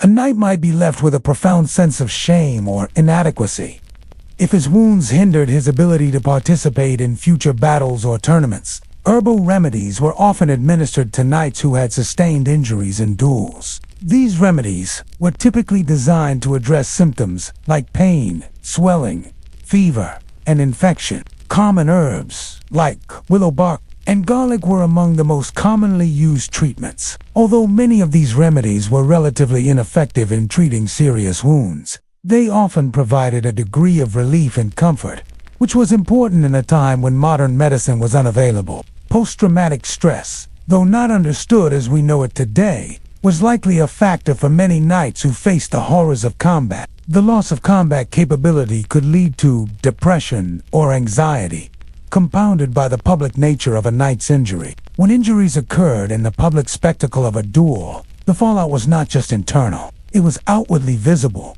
reinforcing the mental strain that many knights faced in their post-duel recovery. An injury, particularly to a knight's face, arms, or legs, could render him less capable in combat. A knight whose ability to defend himself or others was impaired would struggle to maintain his role in society. For many, this could result in social ostracism or being forced into a less prestigious role, such as guarding castles, administrative tasks, or even retirement from active combat altogether. The idea of physical vulnerability in the form of permanent injury threatened the very core of the knight's identity and his place within feudal society. For knights who suffered severe wounds in a duel, the social consequences could be as dire as the physical ones. While many knights recovered and resumed their lives, the wounds they suffered in battle or during personal duels often carried far-reaching consequences, particularly for those whose injuries were severe or left lasting scars. Medieval society was deeply rooted in the belief that a knight's honor was intrinsic to his identity. For knights whose wounds required long-term recovery, the concept of disability was a powerful force. The question of disability was particularly acute for knights who had been wounded in the face or limbs, as these areas were considered to be the most visible symbols of a knight's vitality and status. Facial injuries, whether from a blow, a sword cut, or a lance strike, were particularly devastating. In a time when personal appearance played such a crucial role in one's reputation, a knight who was permanently scarred might find himself viewed as less than whole. The medieval world placed great emphasis on the aesthetic presentation of knights, and any imperfection or disfigurement was not just seen as a physical flaw, but as a challenge to the knight's honor and identity. But while the social consequences of being wounded were significant, the psychological toll could be even more profound. Knights who were wounded during duels often sought solace or psychological support from their faith. Additionally, the growing influence of herbalism and medieval medicine played a significant role in the physical recovery of the wounded. The success of healing often depended on the rank of the knight and his access to medical care. For those who managed to survive the immediate aftermath of a duel, the recovery process was often long and grueling. Though the physical and emotional toll on knights wounded in duels was often overwhelming, it was their ability to reclaim honor that truly defined their recovery. As we reflect on the aftermath of medieval duels and the lives of the wounded knights, we might ask, how did the psychological burden of injury shape the way knights viewed their personal honor?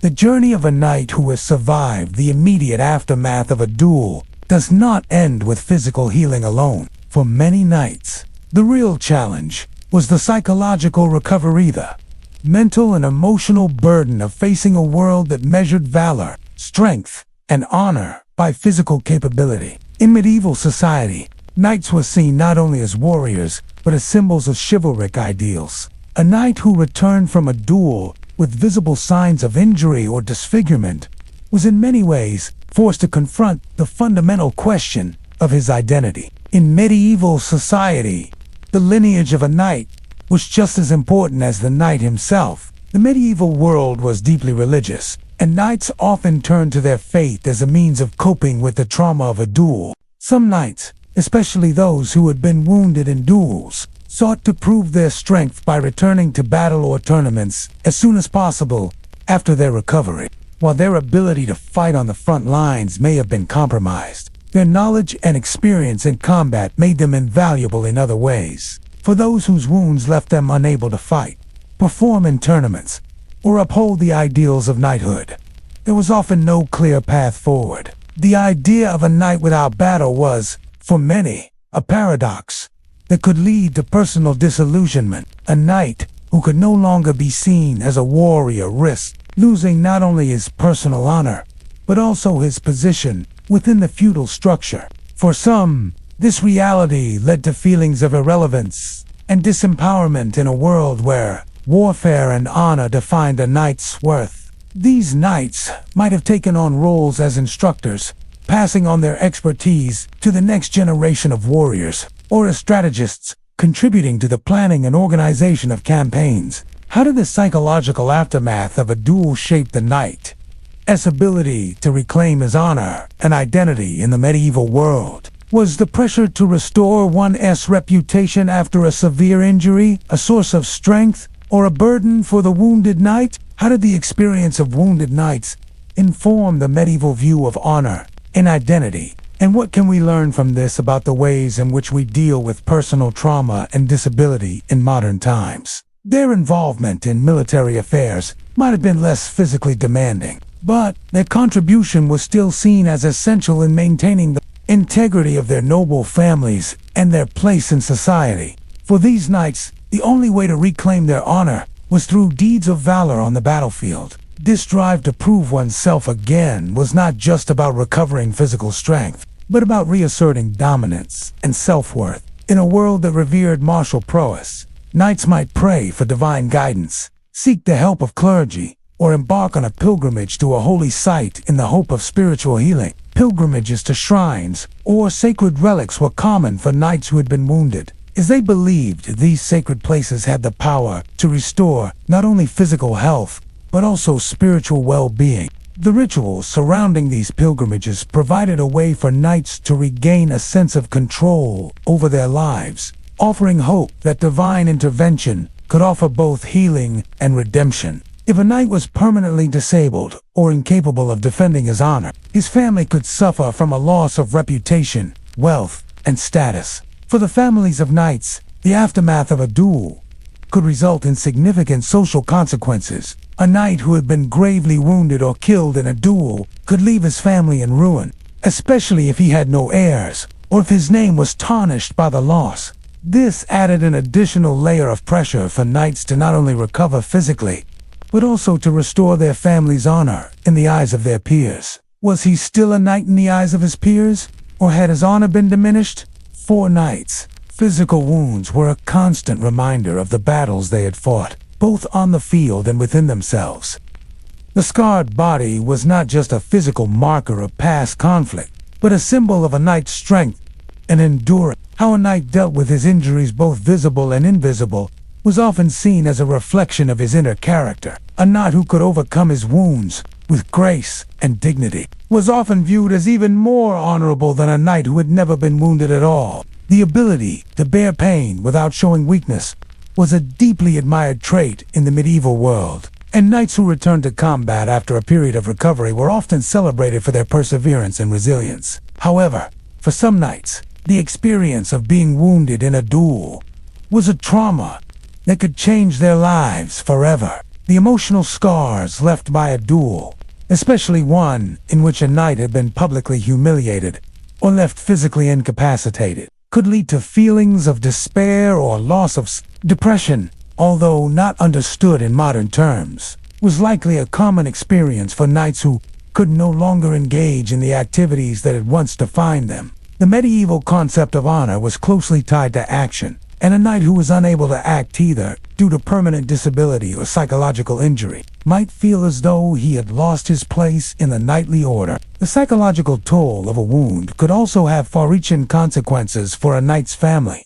In many cases, the spiritual recovery of a knight was just as important as his physical and psychological healing. While faith in spiritual practices provided solace to many, others found that the only way to move forward was through action. Knights who had been seriously wounded in duels could also find purpose in their recovery by mentoring younger knights or becoming military advisors. But despite these potential avenues for recovery, many knights faced a life of isolation after a severe duel injury. As we reflect on the after-effects of medieval duels, we are left with important questions. Medieval duels were more than just the clashing of swords and the pursuit of personal vengeance. While knights and combatants often engaged in one-on-one combat to settle disputes, prove their honor, or seek divine justice, the true rewards of these duels were often far more significant than mere victory or survival. The idea of defending one's family name, personal integrity, and social standing was a fundamental driver for the combatants. But the medals of honor, if we were to conceptualize them in modern terms, were the intangible rewards that came with surviving and winning these duels. For many knights, victory was about gaining or securing influence with the royalty or noble families who sponsored and hosted duels.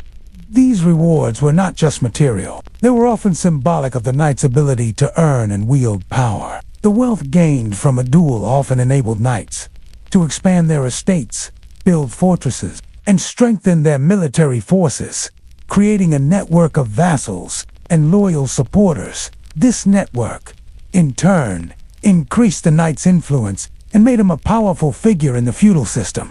The favor of the king or a powerful lord was the ultimate prize. The victories a knight earned in duels, as well as in the tournaments, knights fought for honor, but they also fought for status, wealth, legacy, and power forces that would define their lives and the lives of their descendants. Were the rewards of a duel ultimately about social standing, or were they a means to maintain order and stability in the medieval world? And how did the outcomes of duels shape the rise and fall of medieval families and noble houses over time? The medals of honor awarded in the aftermath of a duel were not physical trophies, but the invisible rewards that shaped the lives of knights within the feudal system.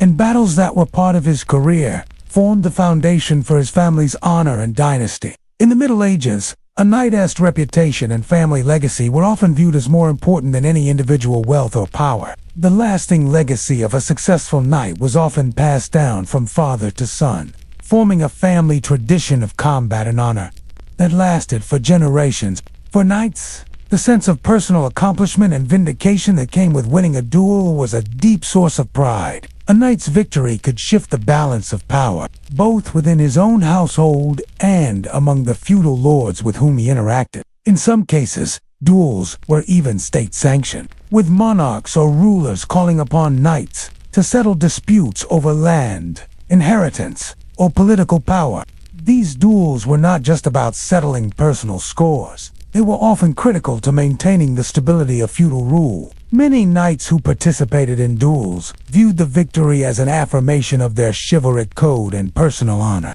In a society where one's place in the feudal system was determined by a combination of land, wealth, and honor, the respect garnered from a duel was paramount. A knight who emerged victorious would often have his honor and bravery recognized by not just his peers, but also his king and subjects. This public recognition could elevate him to a status of preeminence, placing him in a position where he could leverage his reputation for political and social gain. Even a knight who survived a duel without winning often found value in the test of endurance and the personal fortitude required to engage in such a public contest. The bravery displayed in the face of personal danger became, in and of itself, a form of honor. A knight who proved his worth in a duel could see his rank elevated, with land, titles, and political influence following suit. The king's favor could also result in the knight gaining the right to marry into powerful families, cementing his legacy within the noble class. Weddings, after all, were often political tools used to solidify alliances, and marrying into money or a royal family meant securing your family's place in the upper echelons of society for generations. For a knight, victory was often a means to an end, a social promotion, the guarantee of land and wealth, and, perhaps most importantly, the recognition of his prowess by his peers, nobility, and even the king. For the medieval duelist, the stakes went beyond the physical. They fought for legacy, reputation, political power, and the invisible rewards that would shape their lives long after the duel ended. At the heart of any medieval duel was the concept of honor. In medieval society, a knight's honor was intricately tied to his ability to protect, defend, and fight for what was right. However, unlike today's formal medals or awards, the honor earned from a duel was more closely linked to a knight's public reputation. Victory in a duel was not simply a private matter. It was a public performance that reflected the warrior's status and his ability to dominate his opponent. This public nature of medieval duels made them a kind of social currency. For knights, winning a duel meant not just gaining personal satisfaction or revenge, but also increasing one's power, influence, and wealth in the world of medieval feudalism. The rewards for medieval duelists went beyond immediate wealth and personal gain. A knight who defeated his opponent in a duel would also receive gifts, such as money, or even servants, tangible symbols of victory that often had direct economic benefits. But the honor of winning a duel was more than just an external symbol of power. It was an internal, personal triumph as well. While medieval duels were often fought to settle personal matters, they also played a significant role in the broader political landscape. Interestingly, the prizes of victory in medieval duels were not always material. The most profound reward was often reputation. There was also an unspoken prize tied to knighthood in medieval duels, the legacy that a knight built through successive victories. As we reflect on the real rewards of medieval duels, we can see that these contests were much more than mere tests of physical combat. What do the true motivations of medieval duelists reveal about the complex relationship between personal honor, family legacy, and political power? While the rewards of medieval duels were often tied to honor, reputation, and social status, there were other, more hidden motivations that drove knights to the fields of combat. Duels were not simply about winning and gaining fame. They were often about survival, protection, and maintaining social order.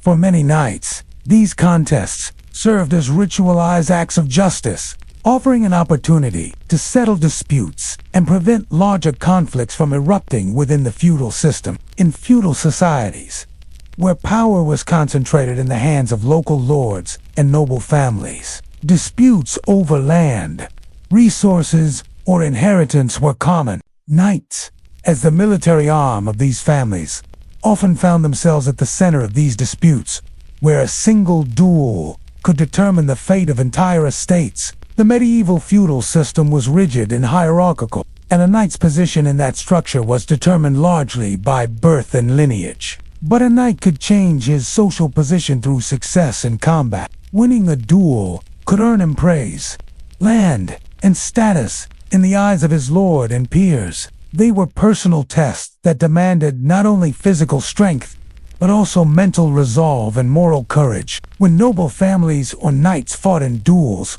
the consequences were often not limited to the immediate combatants. The victor could gain political influence, land, and titles, and these rewards were often tied to broader territorial and familial claims. Winning a duel could be seen as an endorsement of one knight's rights over another's, especially when disputes over inheritance or lands were at stake. The outcome of such duels was not only about individual honor, but also about solidifying claims to power. Knights engaged in duels for personal reasons, but they were also engaging in a ritualized form of justice that reflected the values of medieval feudal society. What happens when the rewards of winning are intertwined with the future of a kingdom or dynasty? For many knights, especially those in the service of royal families, a duel was not just a personal test of skill, but a chance to prove loyalty to the crown or noble house they served. The outcome of a duel could influence the balance of power in a court,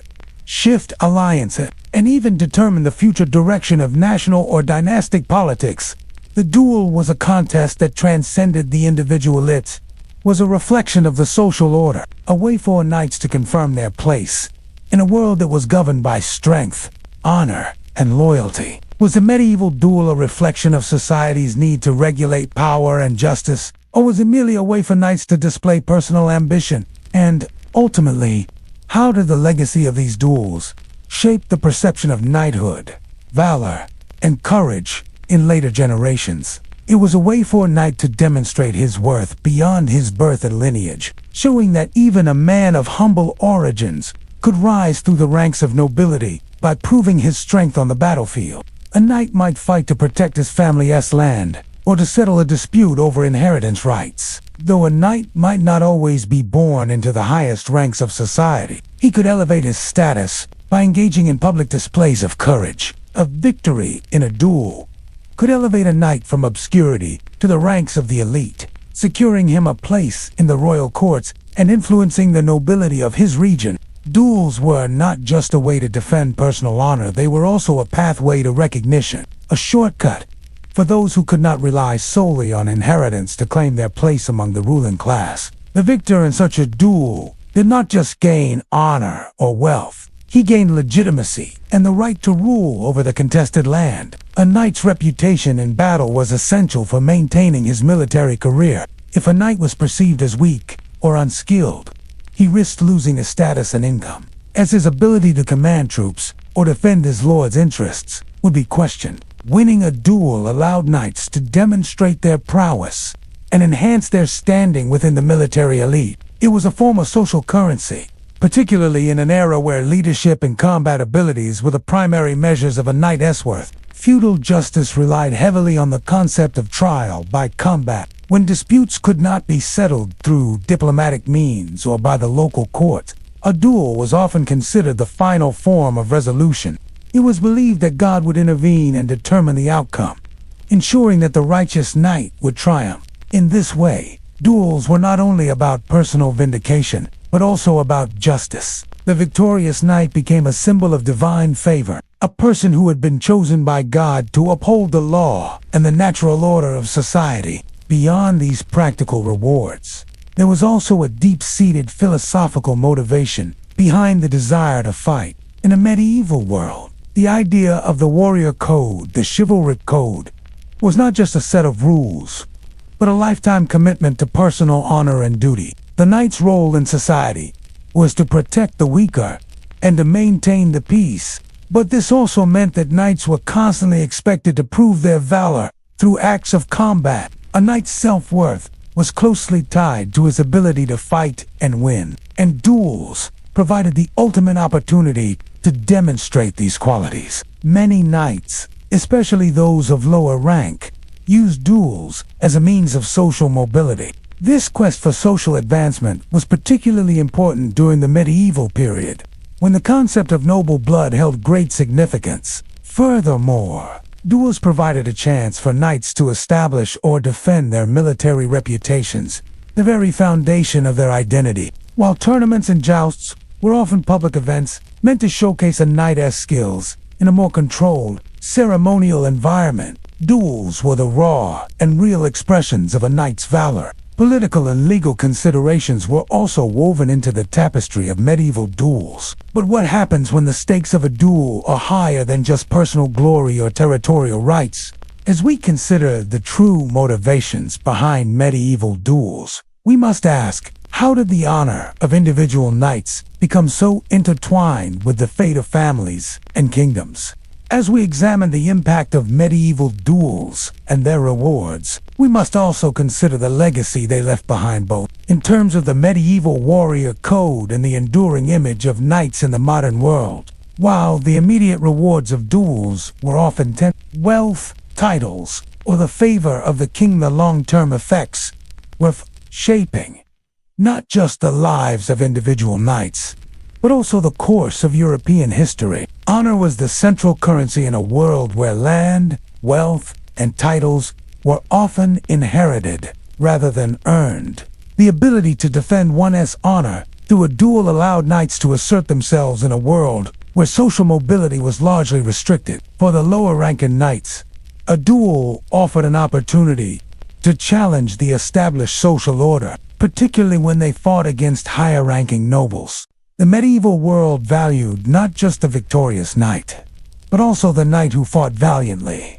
Even in the face of defeat, chivalric ideals celebrated not just physical prowess, but also the moral strength to face adversity and honor one's commitments. Even in the face of personal loss, losing with dignity was seen as an equally important form of honor, one that upheld the principles of the knightly code. Yet, the lessons from these medieval contests about honor, reputation, and personal sacrifice continue to resonate in modern warfare, sports, and competitions. Were the rewards of winning a duel more about personal glory or about upholding the social order of feudal society? And, ultimately, how does the romanticized ideal of the duelist knight continue to influence our perceptions of heroism and valor today? The spirit of the medieval duelist endures in the individual who seeks to prove their worth, not just for themselves, but for the legacy they will leave behind. The true medals of honor of medieval duelists, whether in the form of land, titles, wealth, or legacy, were not just rewards, but the ultimate recognition of their place in a world built on strength, honor, and valor, and ensured that the legacy of the knight continued to be remembered. The rewards of victory were significant, not only in terms of material wealth, but in the influence that followed. A knight who won a duel not only achieved a personal victory, but also served as a symbol of the strength and virtue of the feudal system itself. The image of the duelist, a warrior who fought not just for his own survival, but for his reputation and the values he held dear, became a central part of the romanticized ideal of knighthood. Even as the medieval period gave way to the Renaissance and the rise of standing armies and professional soldiers, the image of the knight who proved himself in combat through duels continued to be a powerful cultural symbol. Literature, art, and popular myths continued to perpetuate the idea of the duelist knight as an archetype of honor and bravery, inspiring future generations to uphold these values in battle and in life. The outcome of a duel, particularly when settling disputes between noble families, was often viewed as a reflection of the state of society as a whole. A victorious knight embodied the chivalric code, and the duel became an important means of reinforcing the ideals of honor, courage, and loyalty that were central to the medieval worldview. The significance of duels went beyond the individual. There were ritualized acts that reinforced the social fabric of the medieval world. The medieval duel played a critical role in reinforcing the concept of personal honor within the context of feudal society. Monarchs and powerful noble families often used duels as a tool to ensure the loyalty of their vassals and to settle disputes within a noble class. In a way, the duel served as a medieval form of diplomacy, a method of resolving issues without resorting to full-scale warfare. The outcome of a duel, where God's will was believed to influence the result, provided an authoritative and divine resolution to disputes over land, titles, and honor. When such disputes were settled through the honorable conduct of a duel, they helped preserve the peace and social stability of the kingdom. At the same time, the duel was a way for the ruling class to assert and maintain its control over the feudal system. Yet, for the individual knight, the consequences of a duel could be far more profound than simply securing a political advantage or reclaiming land. In an era where the notion of legacy and reputation were paramount, the ability to survive and win a duel meant the preservation of a knight's name and place in society. For many knights, victory in a duel meant a lifetime of respect, recognition, and even immortality. In the form of oral tradition and literary legend, the stories of great knights and their heroic duels became part of the medieval mythos inspiring future generations of warriors to fight not just for personal gain, but for the honor of their families, houses, and nations. Even the defeat of a knight in a duel, while often perceived as a loss of face, could become part of the larger narrative of his life, showing his courage and the nobility of his sacrifice. In the broader context of medieval society, the rewards of victory in a duel extended far beyond personal gain. Knights in duels also held great symbolic power in later generations. In the modern world, the duel has largely disappeared as a method of resolving disputes. What does the legacy of the medieval duel tell us about the social structures and values of the time? While the medieval duels we remember most often involve the legendary knights, those who rose to fame for their valor, courage, and public victories, there is another side to the story. One filled with unsung heroes who fought not for personal glory, but for honor, loyalty, or simply the need to survive. However, the losers in these duels, though often disregarded, had their own crucial roles in shaping the dueling culture and the medieval world. The feudal system was rigidly hierarchical, and often the sons of nobles or high-ranking knights would be remembered for their dueling prowess. Yet, for every noble knight who gained a title or lands after a victory in a duel, there were countless foot soldiers or lesser knights who fought just as valiantly, but were not afforded the same recognition. These duelists often fought not for honor, but for duty, following orders from their lords or kings to engage in deadly contests as a form of arbitration or to settle grievances between noble houses. Injuries sustained during duels could often leave a knight incapacitated for life, or at the very least, permanently impaired. For the lesser-known duelists, these long-term consequences were felt more acutely because their recovery could mean the loss of their livelihood. A knight's ability to fight was central to his identity and his place in the social order. Their names were never written into the tales of chivalry or celebrated in the great ballads of the time. Was there a greater focus on personal honor in the duels fought by higher-ranking knights, while the contributions of lesser knights and soldiers were overlooked? And how does the erasure of these duelists from the historical record shape our understanding of medieval warfare and the legacy of the knightly class? But these duelists played a pivotal role in the unfolding drama of the medieval world, and their sacrifices, though unrecorded, were just as significant in shaping the legacy of medieval warfare. So a wounded hero who could no longer engage in combat was often relegated to a life of poverty or social obscurity. Despite their sacrifice and valor, their names were often forgotten, overshadowed by the more celebrated victories of their noble counterparts. Their role was instrumental, but they were seen more as chess pieces in the larger political drama than as individuals deserving of personal recognition. These men might have fought for the same cause, and in some cases, even won their duels. Though rare, there were instances where women of noble birth, or those with strong personal convictions, entered duels to defend their honor or to protect their families. Though socially unconventional, these women were often forced to fight for survival in a patriarchal society that didn't see them as warriors. While these duels may have been celebrated in certain circles, the recognition for their bravery and sacrifice was minimal compared to the accolades that male duelists received. Despite their remarkable courage and skill, many of these female duelists faded into the background of history, but their status in society prevented them from being immortalized in chroniclers' accounts or songs of glory.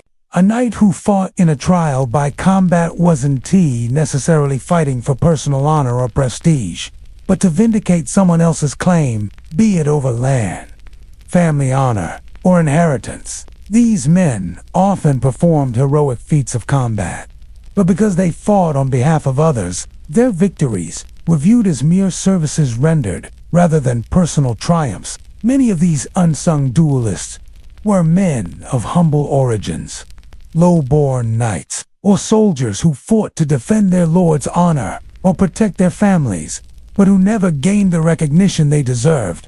These lesser-known duelists, whose names have been lost to history, fought in the shadows of the great tournaments, often facing brutal odds and battling for causes that were never acknowledged by the larger society. The unsung heroes of the arena are the knights and soldiers whose victories were forgotten, their sacrifices largely overlooked, and their names erased from the annals of history. The medieval duelist is often remembered for his courage and skill, but much of the narrative surrounding duels centers on the winners, those who were able to claim the prize, whether it was land, wealth, or reputation. One of the most common reasons for a lack of recognition in medieval duels was class. Take, for instance, the unheralded soldiers who fought in small-scale duels during sieges or localized battles. These duels were often fought between men who had little to gain beyond personal satisfaction or the protection of their comrades, while knights who won duels at high-profile tournaments enjoyed the public spectacle and the reward of lands and titles. The lesser duelists faced different stakes. Their victories might earn them respect within their unit or approval from their lord, but they were unlikely to receive the fame that came with public duels, fought before kings and large crowds. Moreover, many of the unsung heroes of medieval duels were those who fought as part of a larger political or military agenda, with their personal role in the duel being of far less importance than the overall outcome of the conflict. Additionally, many duelists face challenges beyond mere physical combat. Furthermore, some duelists participated in trial by combative practice, often rooted in legal disputes, and in these situations, the outcome wasn't about the glory of the combatant, but about securing justice for someone else. Some of the most overlooked duelists were the women who fought in these contests. What these unsung heroes of medieval duels demonstrate is the complexity of the medieval warrior's life, one that was often shaped by politics, duty, and the need to survive, rather than by personal glory. As we reflect on the unsung heroes of the medieval duels, we might ask, how did the social class and status of a duelist determine his place in history?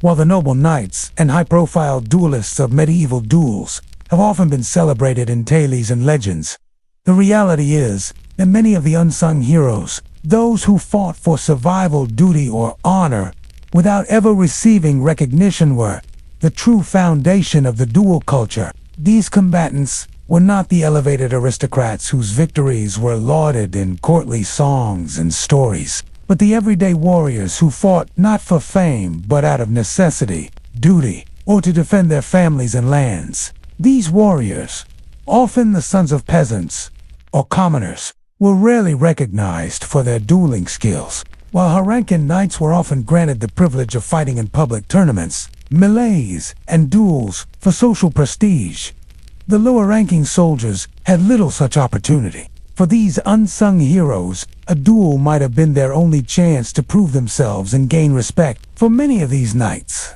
the fight was not just about personal gain, but about spiritual duty.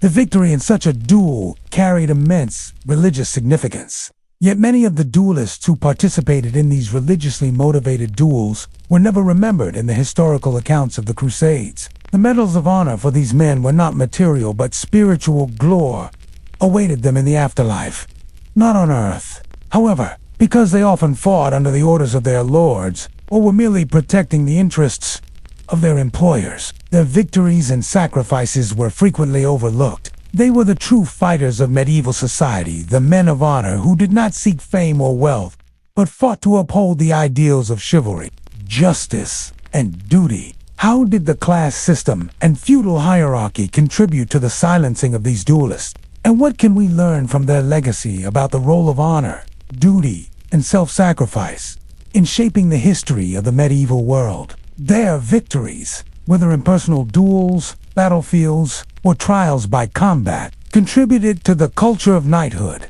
that would go on to inspire generations of warriors. There were warriors in the shadows, not celebrated by royalty or history, but essential to the functioning of the medieval military system. There were knights, mercenaries, and soldiers who understood that victory in a duel could be the difference between life and death, but whose names never echoed in history as they should have. While high-profile duels between noble houses were recorded and celebrated in the courts, the duels fought by knights to settle issues of personal honor or family matters often went unnoticed. A trial by combat was often used as a legal mechanism to resolve disputes, particularly when evidence was scarce or accusations were not easily proven. These duels could be fought by champions, the representatives of families, individuals, or factions, but often it was not the nobleman but the lesser knight or a common soldier who would fight in the arena to defend the rights of their employers. Their victories in such legal duels did not grant them personal recognition, as they were acting on behalf of someone else. Even when they won, their honor was not celebrated in the way it would be for a noble knight who fought for personal gain. These unsung heroes of the legal arena were the hidden warriors whose names lost to time but whose actions were crucial to the preservation of justice in the medieval world. These private duels were about reclaiming one's dignity or defending family legacies, but because they lacked the public spectacle and political significance of larger duels, they were rarely recorded. In many ways, the unsung duelists fought battles that mattered just as much to them as those who fought in political or public duels, but they were denied the glory and recognition that came with their victory. One of the most significant factors that prevented these unsung duelists from being remembered was the nature of medieval chivalry. The ideals of chivalry exalted knights of noble birth, emphasizing the importance of loyalty, bravery, and honor as they defended their lands and kingdoms. The medieval knightly class was a tight-knit group, and those who were not born into noble families or wealthy lineages were often relegated to the background. These men, though just as skilled and brave as their noble counterparts, fought in duels, not for recognition, but for survival or the honor of their lords. For example, mercenary soldiers who fought for pay rather than for personal gain or loyalty to a particular ruler were often involved in duels, but received little credit for their valor. These men, many of whom had little more than their sword and armor to rely on, were hired to fight battles or settle disputes between noble families. Their role in duels was often purely functional. They fought to resolve conflicts, enforce justice, or defend the interests of their employers. While the noble knights may have received titles, lands, or influence from their victories, the mercenaries often left the arena with nothing more than the experience of the fight. Their names were not chronicled or celebrated, and they faded into obscurity. Despite their critical contributions to the world of medieval combat, the soldiers of lower ranks, the foot soldiers, and lesser knights were also crucial players in medieval duels. In some cases, knights and soldiers fought duels to settle personal disputes that, while important to them, were often ignored by historians. One of the most poignant examples of unsung duelists is the soldiers who fought in trials by combat, beyond the world of legal disputes. Some duelists fought for religious reasons, often to defend their faith or to settle conflicts between Christian knights and Muslim warriors during the Crusades. The duels of these unsung heroes have often been overshadowed by the grand tournaments and high-profile battles of history, but their contributions were no less important. As we look back at these unsung heroes, we are left with essential questions. What does the erasure of these duelists from history say about how victory and glory were interpreted in the medieval period? As we continue to reflect on the unsung heroes of the medieval duels, it becomes evident that the stories of these warriors are far more than just tales of forgotten valor. These lesser-known duelists, who fought without the prospect of public glory or grand rewards, played a crucial role in shaping the landscape of medieval warfare. Their sacrifices, often made in the shadows, laid the foundation for the chivalric code and the knightly ideals that continue to captivate modern imaginations. What is often lost in the historical narrative is the impact these unsung duelists had on society as structure. Knights, soldiers, and mercenaries who fought in duels without seeking public recognition helped enforce the status quo of medieval society. The idea that divine intervention would determine the rightful winner of a duel reflected the medieval belief in the God-given role of knights as defenders of justice. These duels often went unnoticed by chroniclers, and the victories they achieved were seldom celebrated in courtly songs or ballads. Yet, their importance cannot be understated. For the victory of an unsung duelist could shift the balance of power within a household or community. Their quiet heroism, in the face of adversity, kept the feudal system intact, ensured that order was maintained, and upheld the moral integrity of the medieval world. And public figures received the recognition, while the lesser knights and soldiers faded into obscurity. What does the story of the forgotten duelist tell us about the true cost of honor and glory? And how do we continue to define the legacy of individuals whose sacrifices were not celebrated by the world around them? These knights may not have earned immortality through their victories, or been immortalized in the songs of their time, but their contributions shaped the structure of the medieval warrior class, and their names, though lost to history, echo in the deeds they performed. Their sacrifices, though largely forgotten, were the silent pillars that upheld the structure of feudal society. For many unsung duelists, their role as divine instruments of justice was as much a part of their purpose as their fighting skills. A knight who fought in a trial by combat was not merely battling for personal gain, but serving as a tool of divine justice.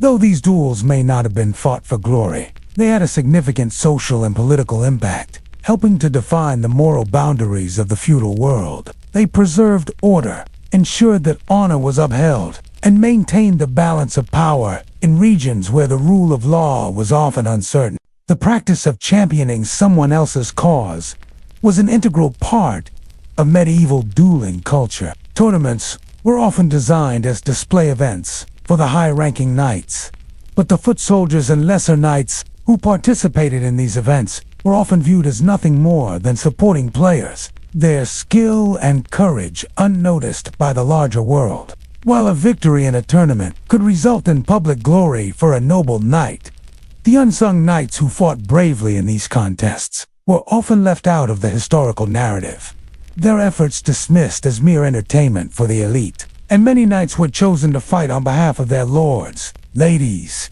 or even commoners who had been wronged. These knights didn't fight for personal glory but for loyalty and duty. In this sense, the duelist's role was deeply entwined with the feudal contract, where loyalty to one's lord or family took precedence over individual achievement. While the victors in these duels often gained personal fame, the champions who fought for their masters often disappeared into obscurity, their names rarely remembered despite the importance of their victories. A duel wasn't just a contest of personal pride, it was often a public act of justice, ensuring that the wronged parties received reparation, and that disputes over property, land or titles, didn't spiral into full-scale violence. One of the most compelling aspects of the unsung duelist role is how they were often instrumental in resolving issues that could have escalated into larger conflicts. For example, in feudal disputes between noble houses, a duel between two lesser knights could serve as the decisive event in determining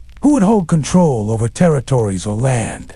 In these cases, the victorious knight might gain nothing more than temporary ownership of the land, but the weight of his victory would have reverberated across the familial lines, setting the course for future generations. Despite the profound implications, these lesser knights were often forgotten, as the history was written by those who had won larger battles or secured political influence. Additionally, medieval duelists often fought not for personal fame, but as champions for others. Furthermore, the medieval concept of justice itself relied heavily on duels. While high-profile duels often served as public spectacles for the noble class, the unsung duelists participated in smaller, more personal matters, battling for family honor, rightful inheritance, or to settle scores that were never seen by the larger world.